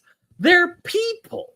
There's gonna be good and there's gonna be bad, and they deserve the right to exist regardless. Like, this is the normal point. Instead, what you did is the media is you said, no, all trans people are angels, and I'm gonna censor anything that makes them look otherwise. Wrong strategy. And a bit of there's so much nuance and different experiences, and you know, just the same as you can have a really amazing priest or one who's been molesting kids. Yes. It's like the difference there is not, it's not all priests, it's not all trans, it's not all men. It's not like, we have to stop that. And I think that we know this when we have these conversations verbally, when I'm like, oh, men, right? You know, I don't mean all men, but right. Like, I feel like in the media, excuse me, hiccup. In the media, that's sort of this portrayal is the all whatever, depending on what side they want to portray. You know, all is it okay Trump to portray racist or all trans people are molested? Like terrible things you're saying about good people. Are there terrible people who voted for Trump? Yeah. Are there terrible people who voted for Harris? Absolutely. Like, we're all people. There's good people who voted for both too, right? Like there is like we need to stop with this demonization, and we need to get back to real genuine ideas, because we got two of the worst liars whose policies we have no idea what they'll be. I meant to bring this up earlier, like when I said I want to justify people who have fears. While we didn't get the Handmaid's Tale under Trump, we did get a genocide in Yemen. Nobody predicted it, but it happened. When you read Biden's America, there's all these terrible predictions. None of them came true. What did come true? Biden gave limitless pharmaceutical power to monopolize it all with the drug companies. All of it, including drugs that may exist, future drugs. You could never have known he would have done that. It was not predicted by a single soul. but he was like, hey, you know what? I can squeeze this into the Inflation Reduction Act.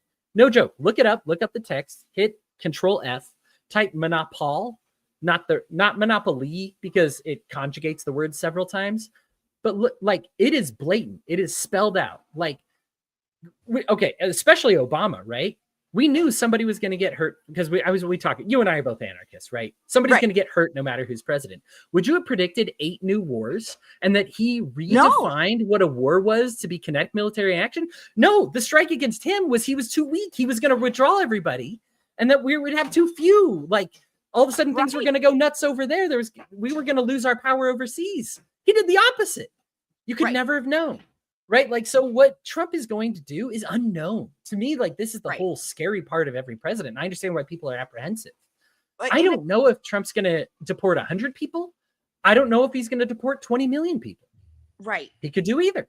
and I think kind of to play on that point too, is that the not knowing can be scary, but also not knowing right now gives me some peace, because I know, like, some of the big, like, scare tactic propaganda we've seen, and I don't want to get too into the weeds on the BS of this, is the Project 2025 and Agenda 47, and people not understanding what it actually is in the sense of how it would apply to legislation, which it doesn't at all. Like, it's not even remotely close to Capitol Hill at the moment, and it'll never get there. And he's only got 4 years, people. He can't do this. Right. Like, none of that stuff's gonna happen. How quickly did this was all democracy is in trouble. Democracy's in trouble. And then the instant they lose, hey guys, we'll do democracy again 4 years. Like, it's fine. All that we were just fussing because we wanted you to vote for us. Well, don't we feel stupid if we believed you, right? Like, you got all these people so emotionally worked up and terrified, and then as soon as you lost, it was like, okay, shake it off and it's fine. And I'm like, but what are you doing to these people? This is not a game. This is people. Why would I believe you ever again? Exactly. What are you doing to them for the future? Exactly. Why would I believe you? It frustrates me. And I look at, speaking of Obama, when the shift was happening between Biden to Harris, Obama very publicly came out and said, absolutely not. I want nothing to do with it. I will not endorse her. And then when he did come out and endorse, I kind of went, like, is someone holding a gun to your head? And to act so excited about it. Like, we didn't all just watch you rail against this woman 2 months earlier. I don't understand it. And not just him. We watched several of the elites from the DNC kind of do the same thing, and knowing that and I think a lot of that came from I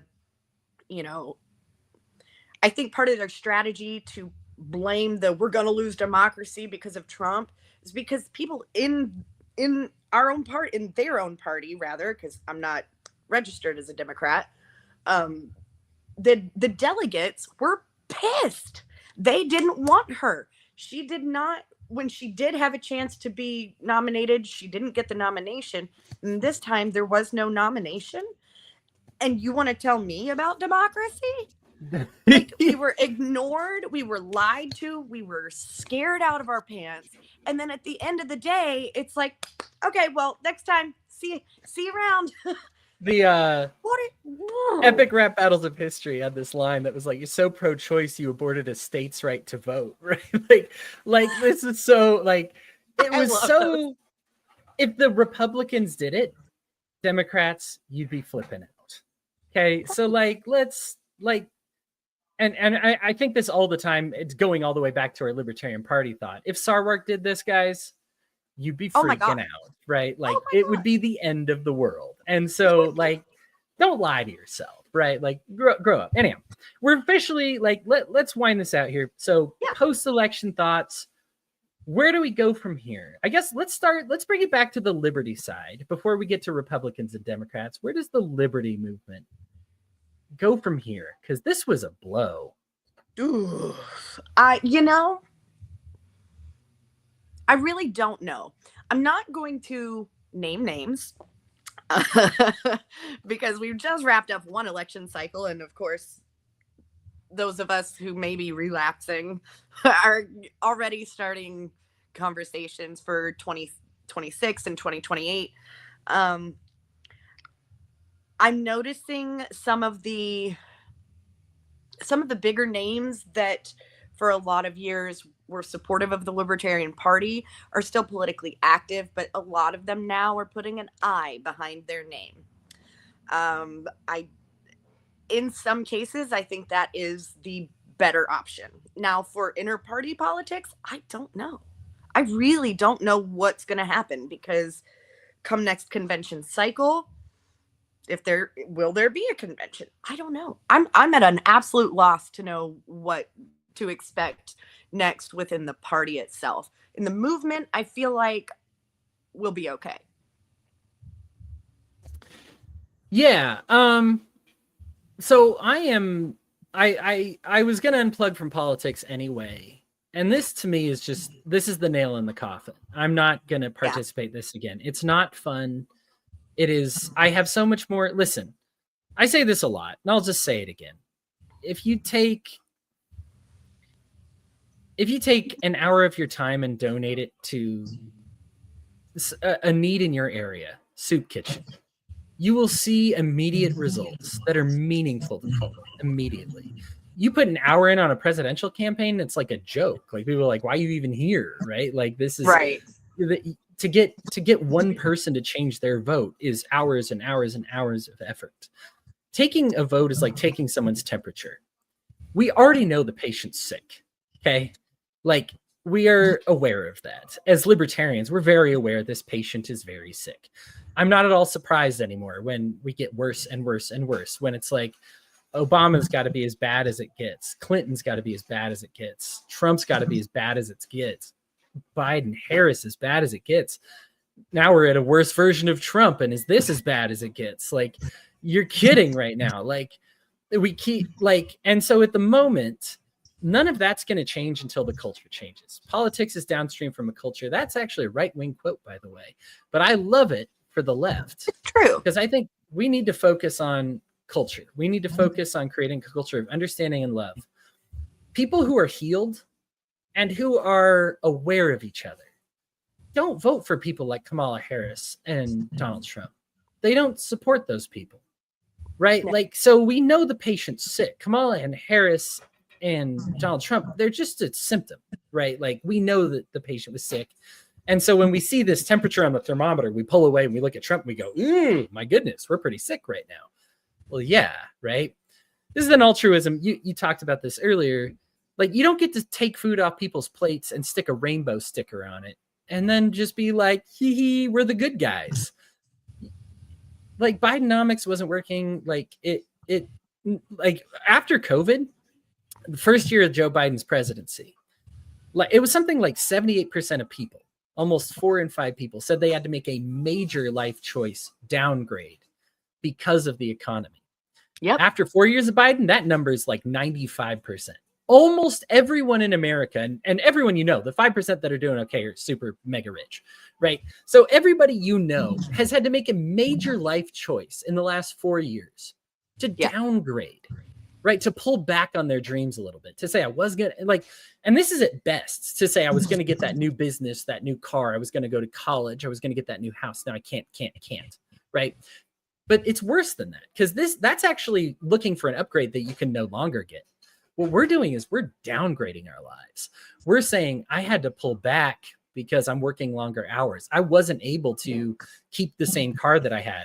Something I did, sold my nice car, got a worse car, right? Like, a little bit cheaper, runs better on gas, you know, like TVs, groceries. People used to buying good cuts of meat. Now we're buying worse cuts of meat. We're buying healthier foods. Now we're buying cheaper, less healthier foods. Like, this is not a good direction. People are genuinely hurting and we're not hearing them. And from the liberty side of this was your best chance to capitalize on it. You had a free market, end the Fed, taxation is theft candidate, and Chase Oliver.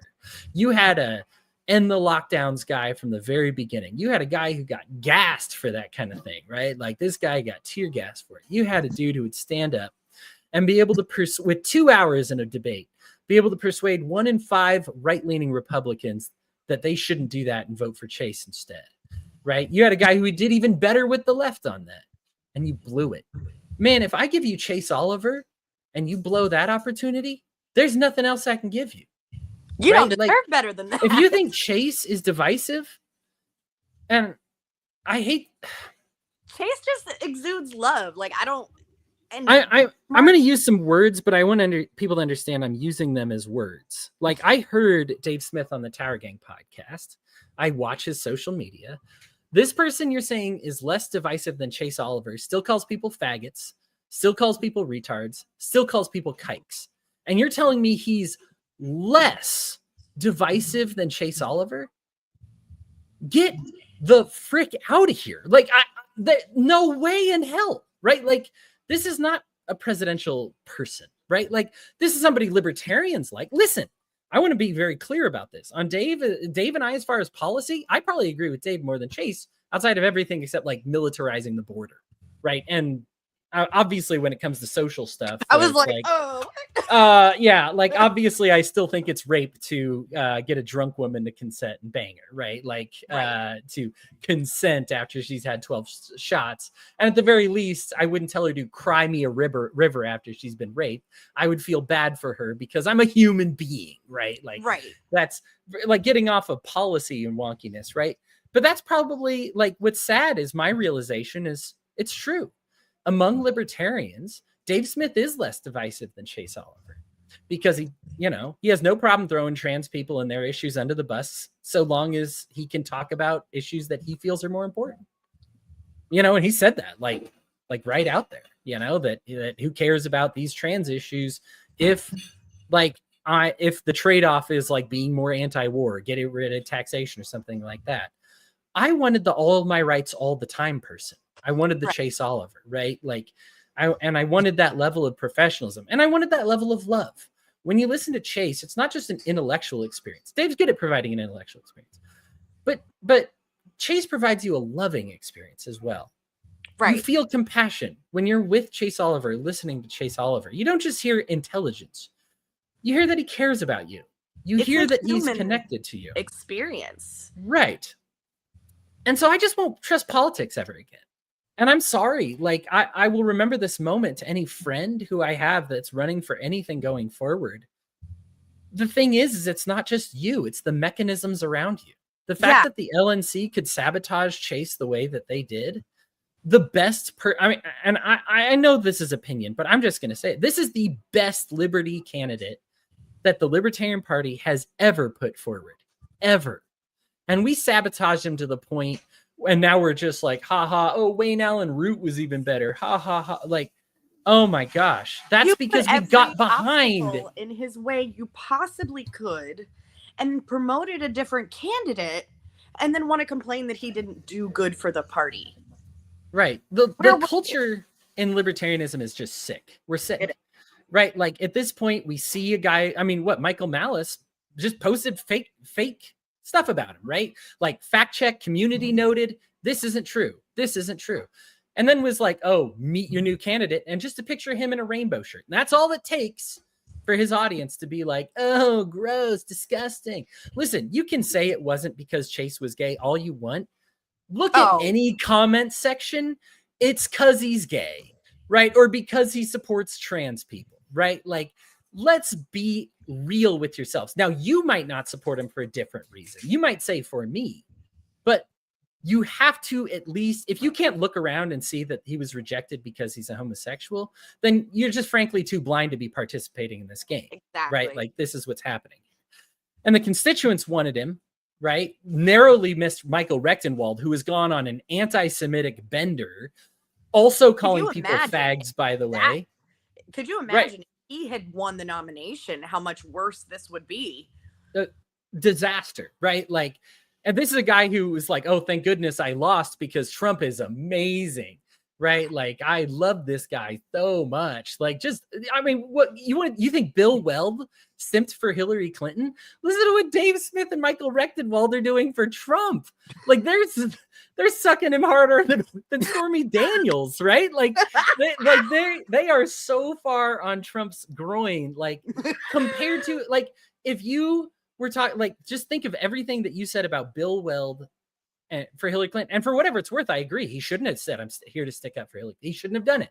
That was wrong, and it was bad, and I said so at the time, and it was a terrible misstep. But my goodness, do not be hypocrites.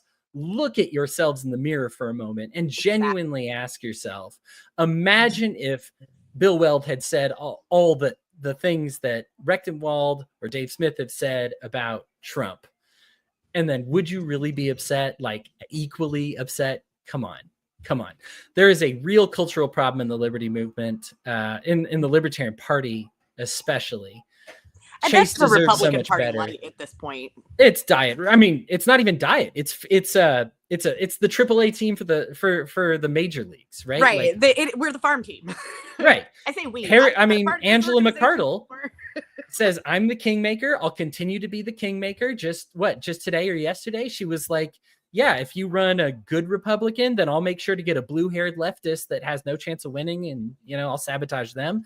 And then if you put a guy that we like, then I'm sorry, that's if you put up a guy we like, and if you put up a guy we don't like, then that's when we'll decide to run Dave Smith against you. Like, she's overriding the will of the delegates. She's not even hiding it. Like, people outside the Libertarian Party want Chase. People inside the Libertarian Party wanted Chase. Yeah. These people overrode everything that you wanted, footed you the bill for paying for their rallies, made you look like total fools. Right now, you are seeing at least the honest ones regret it immediately, because who is he staffing his cabinet with? Neocons and warhawks, right? Pharma lobbyists, right? And I led off with this. You knew he was going to do that. Like, anybody with any sense knew he was going to do that. And like, he doesn't even remember Angela's name. And I'll put $20 on it right now. He is not freeing Ross Ulbricht. Like, he just blew smoke up Angela's butt. Yeah, he may, just because it's a famous promise. But I tell you what, Lou, $20 goes to you if you got it right. I will do it a whole first year if he doesn't do it in the first year. The first year. Okay. I'll give you 1 year for Ross Ulbricht to be free.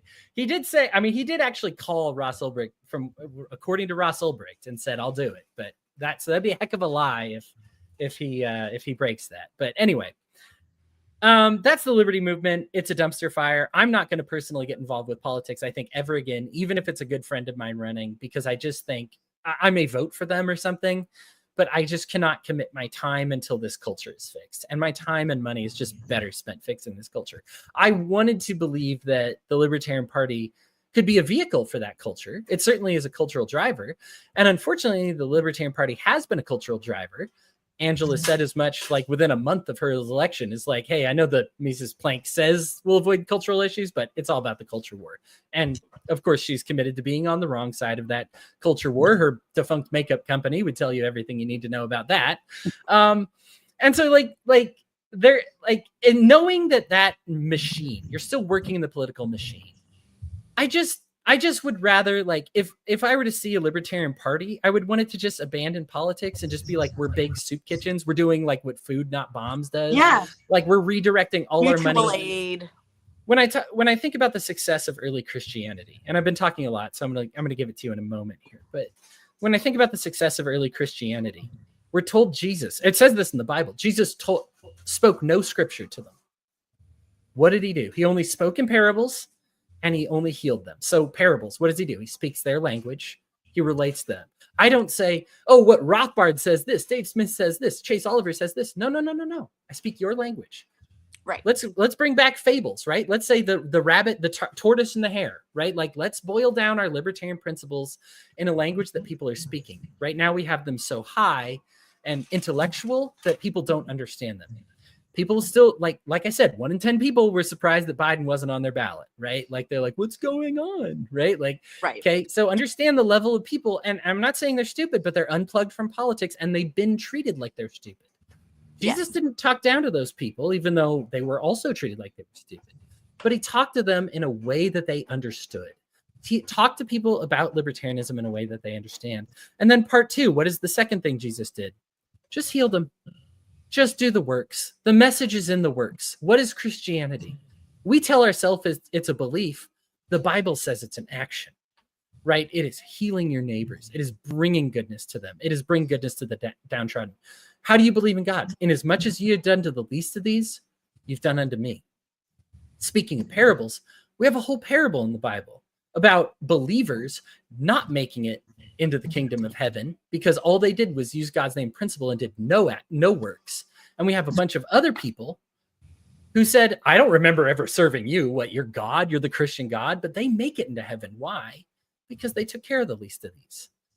If Christianity's message is in the works, why not liberty? Why is liberty not in the works?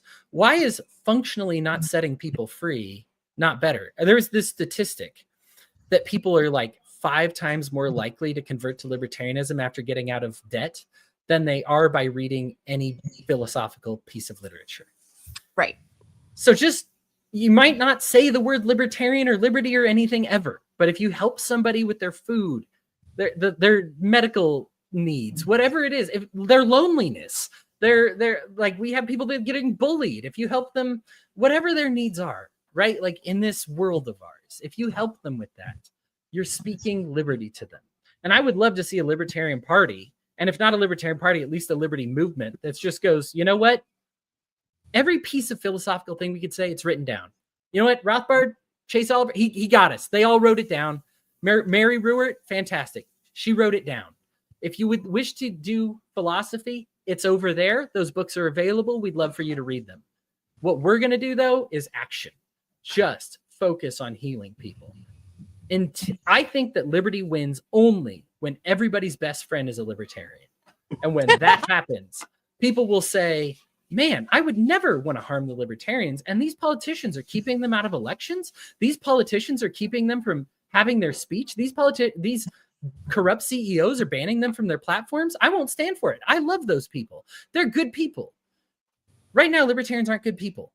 Right now, the worst person and the best person you know are both libertarians. And until it's only the best people you know that are libertarians, libertarians are still going to be like crappy forever. And that's what I see of the liberty movement. Sorry, Lou, that was a long time. Go ahead. No, I really enjoyed that take on it. And people who've watched us in the past on previous shows that we've done and Enemy of My Enemy and things like that know that you and I kind of we both come from a very similar background in our, religion and our faith. And I think in some ways we've diverted, but we still hold the same core principles, right? Which is to help people and love people and not judge people. And I think so much that's very much at the core of my political ideology, because it's my values, it's, my moral compass, all of those things. And so at this point in time and over the past decade and then some that I have been an activist within libertarian and liberty circles, I've, watching the party become something so antithetical to what I believe in. It's heartbreaking. And I think for a while there, I was sort of clawing it back, trying to be like, no, this isn't right. Like, eventually had to throw my hands up and walk away, as many of us did. And so I personally don't ascribe the term libertarian to my ideology at this point anymore, just because, similar to the same reason I won't ascribe the term Christian as an American white person, it's not worth it. My beliefs are based on, some of those things we were taught in Sunday school, like be kind to everyone, don't judge people, help people, heal the sick, all of those things, as you mentioned, which I think is very much so why I ended up going more left, because it's about people for me.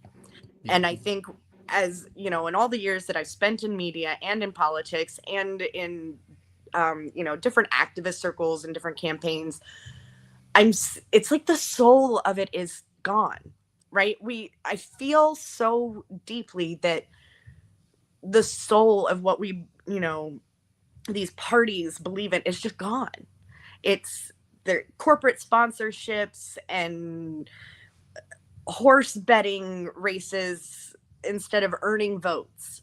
And it is so sad to me. And so similarly to you, I've disengaged in the political world.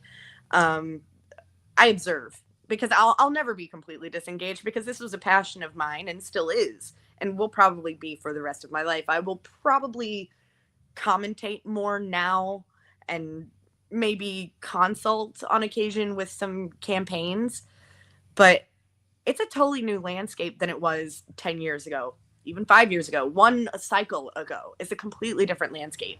I mean, I think all of that together, my core values have never changed, and the things I believe in have never changed. And so my goal at this point is to just find people and groups locally to focus on and support, because that's all I can do right now that isn't going to kill me. And, kind of back to what you said also, like financially, we've had to make a lot of cuts. Everybody has. So I don't have the ability to travel to Ohio to the state house to protest like I could have, couple years ago, and all these different protests or activism events that I used to travel for, and conventions and things. I can't do that anymore. And part of me is disappointed, but part of me is like, okay, I've worked national politics in big cities and big states. I have not connected here locally. I've only lived here for about 8 years now, and I haven't connected here locally as much as I would like to. So I feel good about that. Like, I feel like I have an opportunity to do that, and get involved with individual organizations that just focus on the people here. And, until something changes in our political landscape where it's no longer okay to be lied to by, corporate sponsors and media candidates, like, I don't know. It's very sad, because it's something I thought I would do for the rest of my life. Yeah, it's sad to watch. It's really sad to watch. It's so easy to get excited about liberty because we get so few wins, and the wins are important. And I do think, I genuinely believe that one day we'll look back as anarchists on this concept of government and just be like, wow, people really thought that was going to work, right? Like, and I do, right? Like, so I take the wins genuinely, but they are few and far between, and you have to fight tooth and nail for them. And you'll find that there are some things that you'll have the popular vote. You'll feel like the Republicans are on your side, Democrats are on your side, judicial court's on your side. And for some reason, it's still pulling teeth to try and get recreational marijuana done, right? Like, you're just like, how is this going so slowly? We're but we are getting there. And I don't want to deject anybody. I do think politically it's okay to take a step back and just be like, before any political success is going to happen, we just need to do something else first. All right. I did want to end about Republicans and Democrats and messages for them going forward. I have a tough time with the Democrats, and I'll start with them. My issue is that I have a tough time differentiating what I want, which is a big time bias, versus what I think is smart. Because they are often the same, and that's not to say all my biases are super smart. I'm admitting right now that there's a heart tug here. Because I'll tell you the truth. Trans issues, not popular. Immigration, not popular right now. I accept that. Now as a libertarian, my job is to make those issues popular, right? But I understand that right now, even Chase was smart enough to not be talking trans issues every day, talking immigration every single day, right? He was aware that most people are scared of those. And so he leads with things that matter to people, right? Like the couple of things that are really on people's minds. So I understand that there's an element and what you're seeing from the Democratic Party. Like I said, the day after elections, you have two of your Democratic lawmakers propose anti-trans legislation for sports. You have more of them say like, yeah, maybe we shouldn't be transitioning minors, right? Like, and let's keep in mind, like, I'm not selling out my libertarian principles here. I support a child's right to their own autonomy. I believe that transition, if that is something that is for them, they should be allowed to do it. I am further left than Chase and Trump on this one, that I think that even they could override a parent if like their parent just wants them to be in the body that they're in, just like I think that they should be able to seek their own cancer treatments, even if the parent doesn't believe in cancer treatments. I strong, however, and like we talked about earlier, Lou, the thing is, because the Democrats played stupid, they treated every detransition story as like an attack. Whereas really, I just want more information, right? Like, what were your regrets? What happened? What were the pressures you felt? I want people to have more information and not less, right? Like, don't take the mic away from people who are sharing their experiences that may have been bad. And you know what? Yeah, maybe those people are biased too. Maybe it's a whole bunch of detransitioners for Trump or something like that, right? Fine. You're going to get a lot of those, right? But you're going to get a lot of detransitioners for Chase. And you know what? If you would just take the time and effort, you could get them for your side as well, right? Like, how do we make this process better and smoother, right? Like, obviously, we don't want people regretting something like that. That's terrible, right? Like, and we want those people cared for. At the same time, and this is where my bias comes in, I would rather focus on the radicals that you left at home versus the moderates who are probably going to vote for Trump anyway, right? Like, I'm not trying to if it's if immigration's their big issue, Trump wins, okay? But like, you tried to out Trump him. You tried to say you were going to be harder on it and better on it. Listen, those kind of lies work for Trump. He said, "Oh, I'll be the best on women's productive rights ever," and apparently it worked. It's not going to work for your people, right? Your kind of people stay home when they hear a liar. They stay home when they hear something lambastic, right? Like, they stay home for that. And I just think there's a contingent of people that are so anti-war and they wanted to hear more about that. And they're so loving of immigrants and they wanted to hear more of that. And they're so LGBT inclusive and they wanted to hear more of that. Instead, Kamala Harris, I think the thing about the word salad is she played it so safe. Like, she played both sides of the coin. She did the John Kerry, right? Where like people don't know who you are. And so therefore they just vote for the other guy because I know what that is and I don't know who you are or what you do. That was a big problem for a lot of people. Yeah. They wanted to like her. They wanted to vote for her because they hate him. But I know so many people personally who stayed home because they're like, I can't vote for him, but I don't know enough about her. The DNC doesn't understand their base. And I firmly believe that right now, because they will boot out Bernie Sanders. I mean, even this cycle, they funded a bunch of pro-Trump people who ended up winning their races because they thought these people are so crazy. I'd love to run against them. And the gamble didn't work out, right? Like, you don't understand, like, so you don't understand the right and then you don't understand the left. You're out here pushing Hillary Clinton when Bernie Sanders is right there.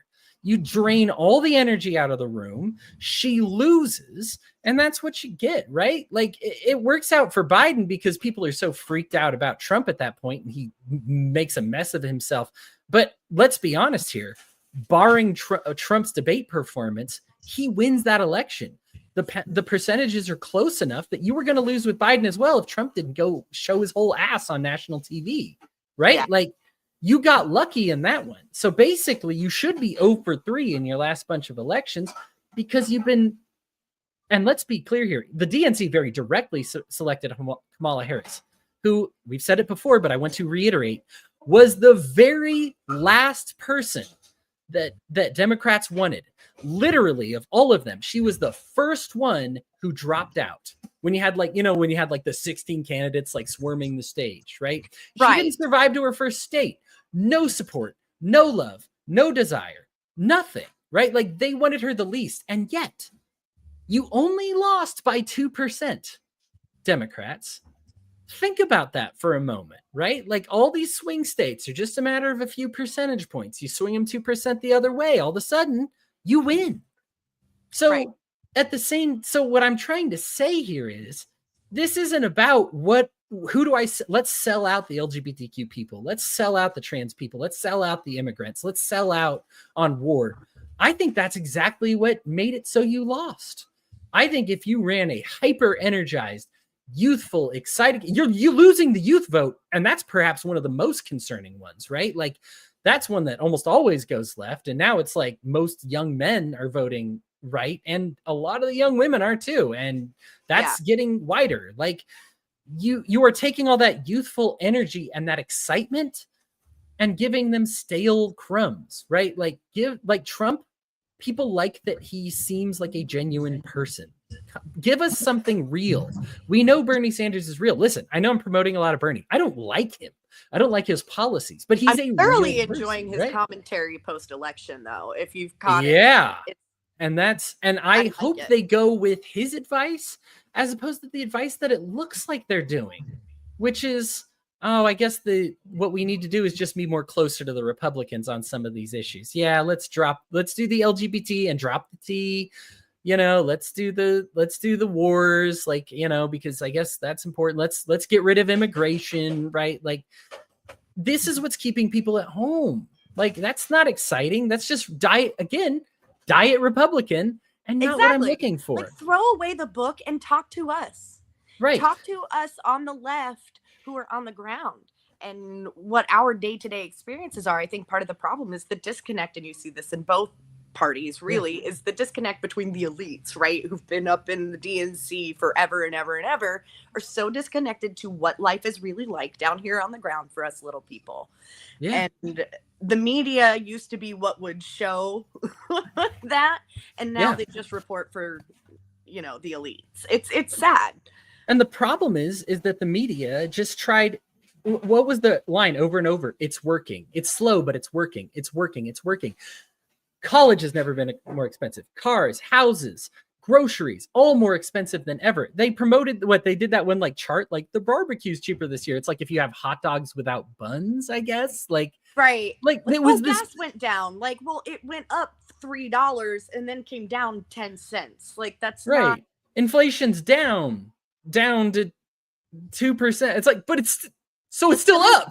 Right? Like you don't get it. Much. All your stuff is more expensive this month, but only by 2%. Oh my gosh, you do not get it. Like, and that was going to be my final piece for the Democrats, and I don't know if they're ready for it. But frankly, the Republicans, if you saw, so they had this like guy on the ground interviewing the Republicans. They've abandoned the free market.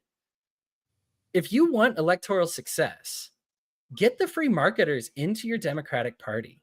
Like, get the people who are just like, yeah, like this central banking thing is not working for us. Now, listen, I understand the DNC has ties to the central bank. So this would never be something they would propose, right? Like the GOP and RNC, like the Republican National Committee and the Democrat National Committee would never go for this, right? So, but what I'm urging for Democrats to do is to themselves wag the dog now.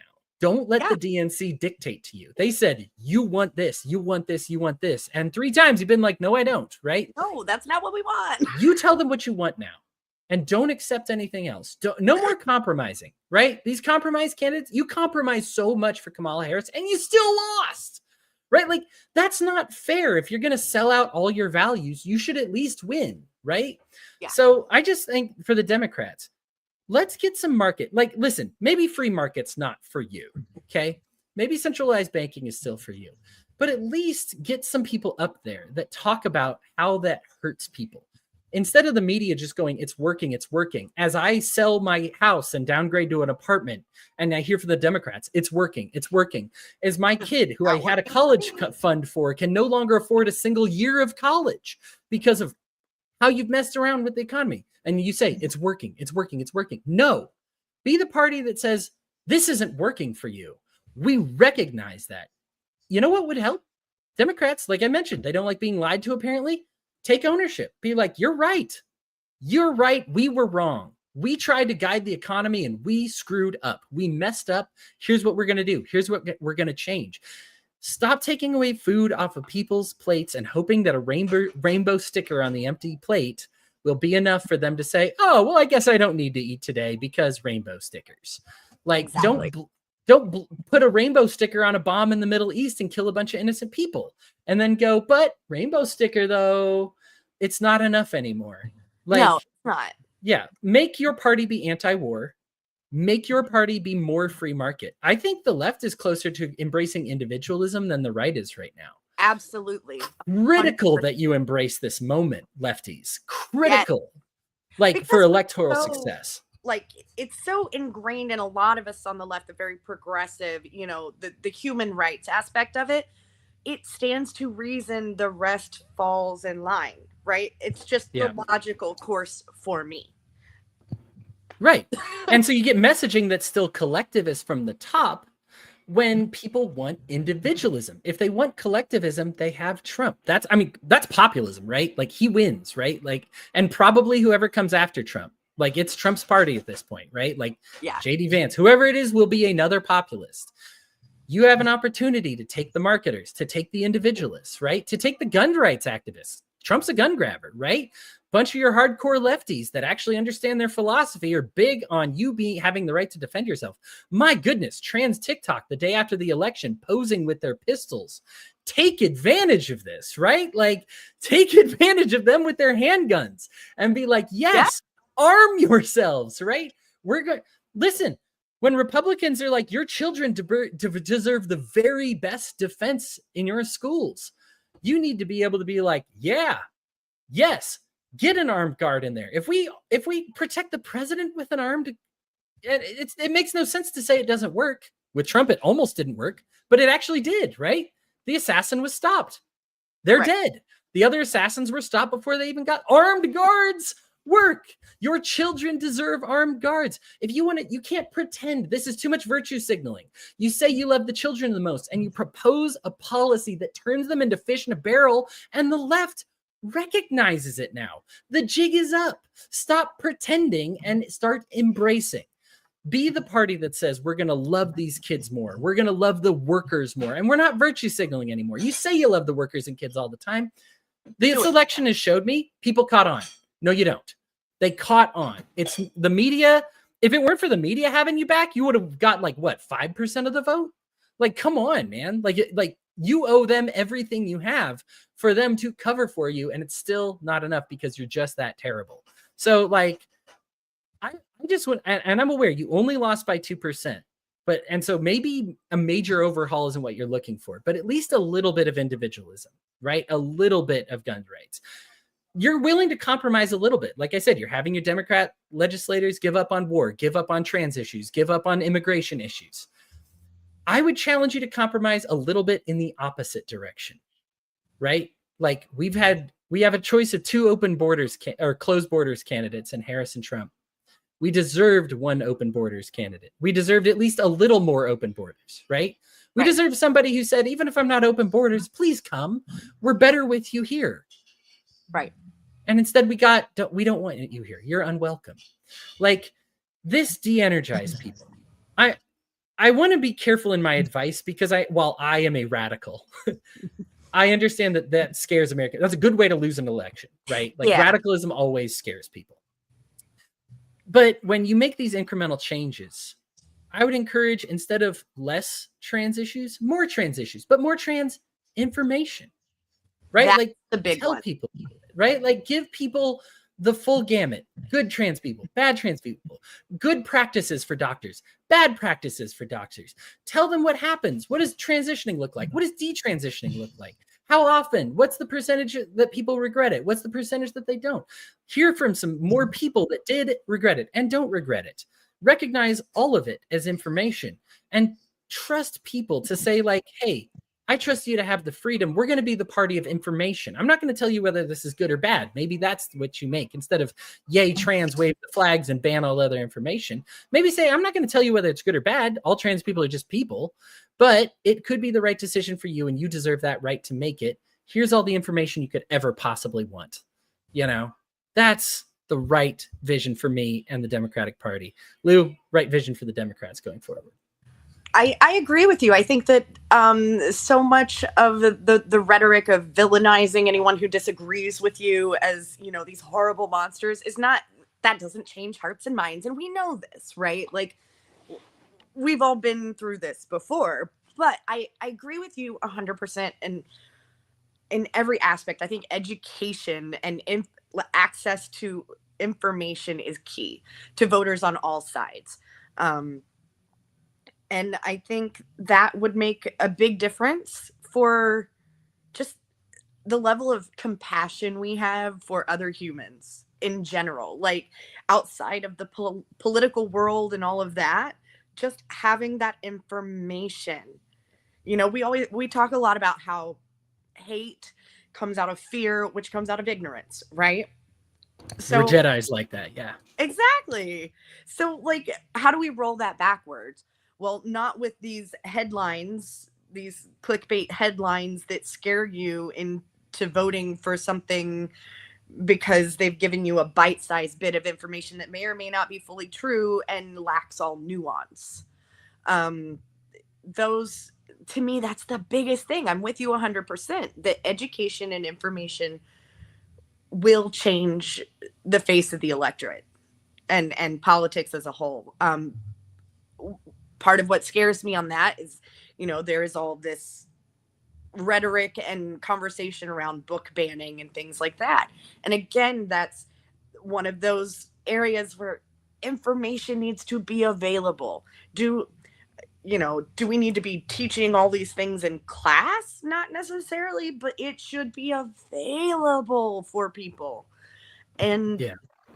I miss the days of picking up a newspaper and reading a news article that explained what, the who, why, when, where, and what of everything without a slant. And if I wanted a slant, I could go to the editorial page. Right. Yeah. I think you're absolutely right. I think we need to look at broader bases for these issues and how they actually affect the electorate, and not just, I want to say, the delegates, because I will say, like, when we talk about delegates for the Libertarian Party, for example, it's pretty much anybody can do it if you're a member, right? In the DNC, it's not that easy to get a delegate seat. You got to have connections and the money and it's the whole system kind of needs to be turned upside down, turned up on its head. And I would just, I don't know, I kind of want to see the voters take control for once and say, these are the issues that matter to us, not the issues that you told us matter to us. Yes. And yeah, they're wagging the dog. Yep. Exactly. And I think you're absolutely right on that. I think, if that can happen, we can kind of see that shift, the Overton window shift a little bit. I think we'll see change. Do I think it's going to be next cycle? No.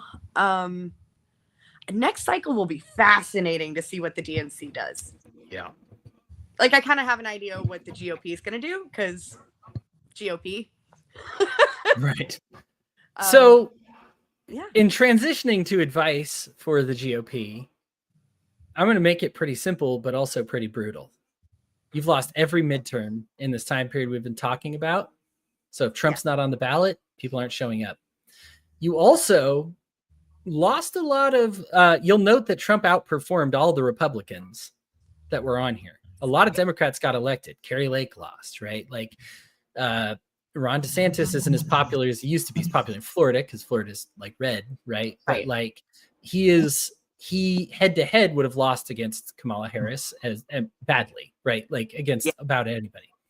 What you have here with Trump is a bit of a flash in the pan. You're not going to find another playboy billionaire who also like dabbles in politics, who is lambastic and has been on a game show.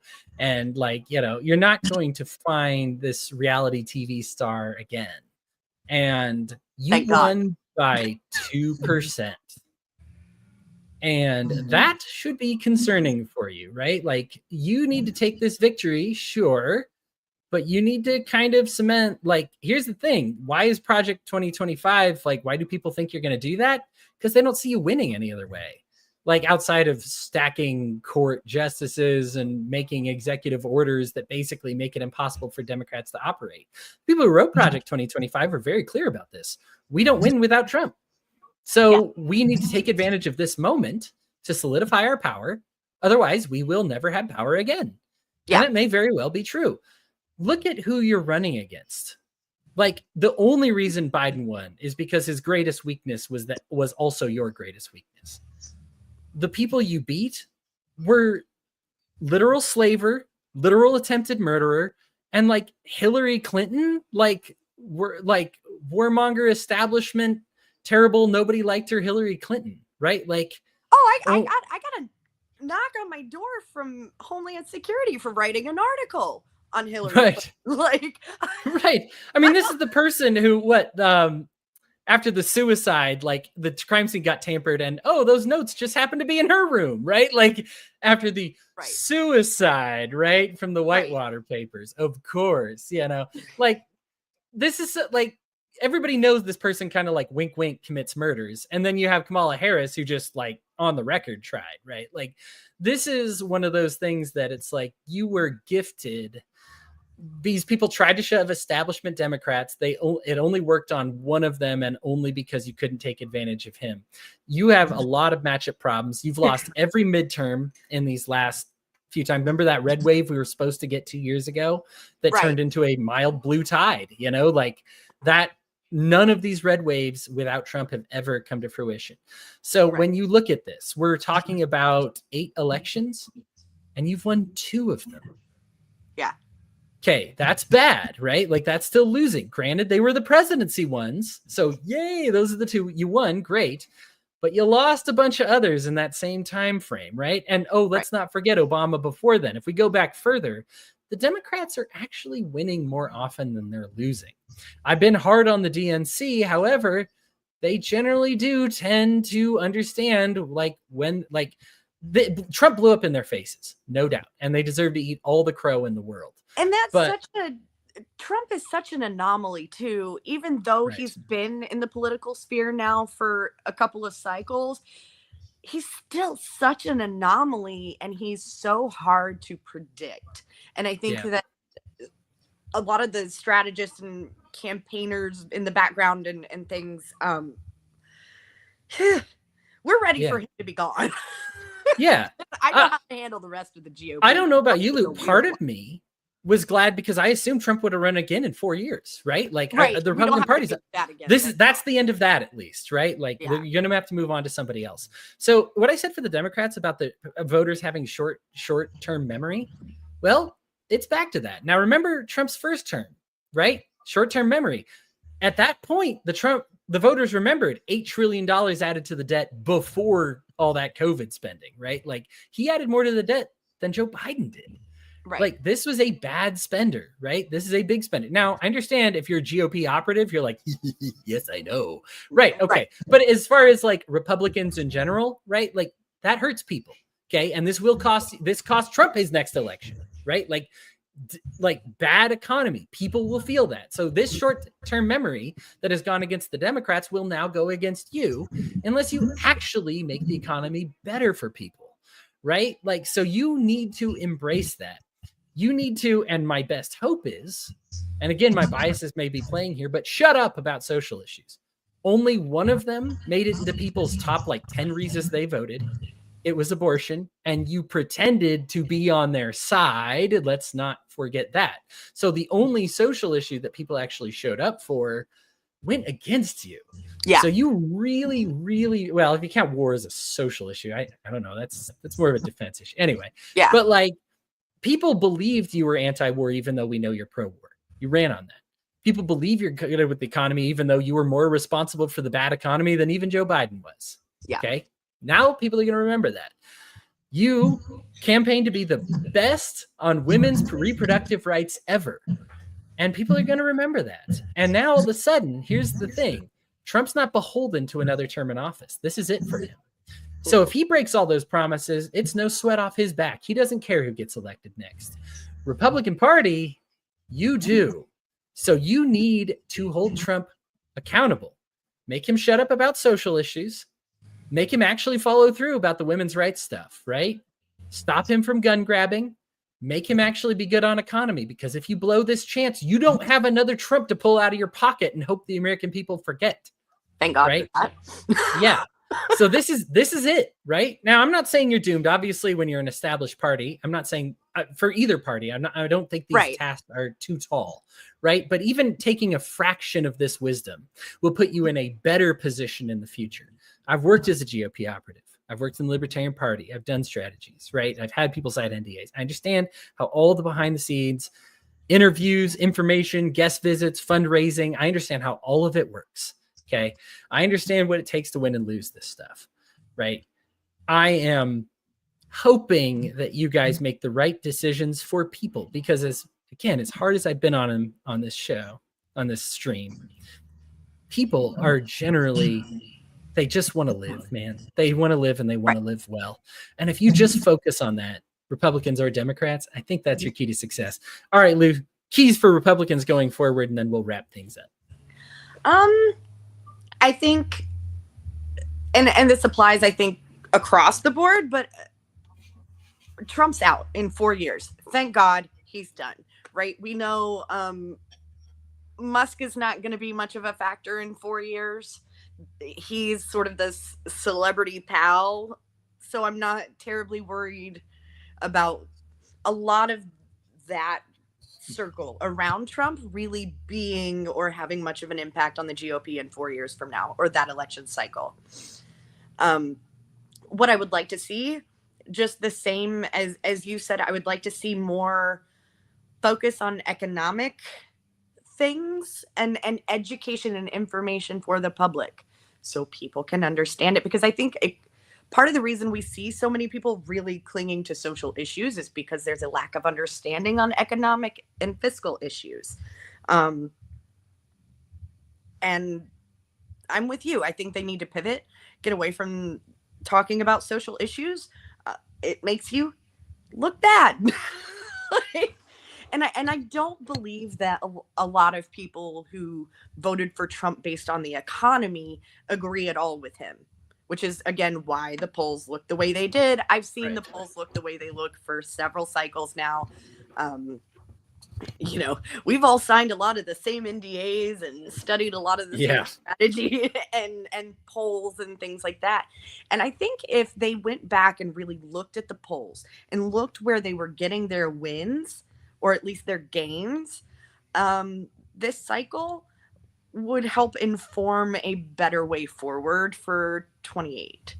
I agree with you pretty much on all of it. They stay out of the social stuff because you're not educated on it. Like, if you're not going to be educated or give truthful information, shut your mouth. Right. Well, and who can get away with lying like this forever? I mean, I know most people, normal people, feel bad when they get called out on a lie. I remember I shared an InfoWars article about like climate change protesters that blocked traffic, and like somebody died on an ambulance because they were blocking traffic. Whole thing was made up. Like Alex Jones pulled it straight from his butt. It didn't actually happen. And I felt so stupid for sharing that article. And I was like, I'm never going to share another Alex Jones thing again. And nothing Alex Jones has done since then has made me unhappy that I will never share another Alex Jones article again, right? Like, targeting parents of murdered children, Alex Jones, right? Like, messed up. And there's genuine propaganda out there, and not just from his, the right, the left too. That was going to be my next point. Of young women left to die in hospital waiting rooms because they couldn't get an abortion or a DNC, and they were having, and it's like, well, first of all, that's a medical issue, not a legal issue, because no doctor should leave anyone to die. Like, that's not a thing. And then you find out half of those stories are untrue, or the ones that have some truth to them. There's, one instance was the woman herself was pro-life and refused a DNC. And ended up dying because she was septic. And then it's just wild, the propaganda that people use to scare people. Right. We need more honesty. I guess we'll leave it at that. I think this lying has gone on far enough. I think you look at people, they did turn out in record numbers this time. I think people are scared about the other one, and that's the reason for those big numbers. Don't forget about all the people that stayed at home. No honest person can support any of this, right? So if you want, like, you need something that excites honest, hardworking, good people, like just normal people, right? Like these are Kamala Harris and Donald Trump are the least normal people in America. Like we need ordinary people, right? Right. Like you were almost there with Walz. You just didn't vet him very well. And I don't even fault them for that. They didn't have a ton of time to vet, given the circumstances. Sure. But yeah, no, I agree with you. We need normal, down to earth people that we can relate to, so that we feel heard. Because these are supposed to be our representatives, and I don't feel represented. No, and hopefully you will in the future. Lou, this has been a lot of fun. Yes. Yeah, thank you for 2.5 hours of your time. I appreciate it. I missed you. We had like a whole almost election cycle to make up for. Yeah. Oh, as soon as I started to say goodbye, people started dropping off. Everybody who turned in like till the end here, bravo and thank you very much. We actually have a lot of viewers for this. And again, I know it's a good one when the number goes up over the show as opposed to down. Most of the time you kind of hit hard. So just more and more until the very end here.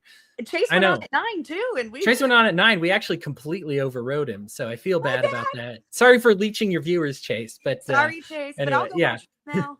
We do love you, and Jeremiah's on live too as well. Sorry, buddy. I appreciate it, everybody. But Lou, thank you for your time, and this was your idea. I appreciate you just even having the idea and doing it. It's a lot of fun, and I'll see you around. Obviously, happy birthday a couple days ago. Thank you. All right, everybody listening, thanks again. Take care. You're going to be safe. Stay healthy. Stay happy. You're in control of your life. Don't let politics take over your brain. Kisses and goodbye.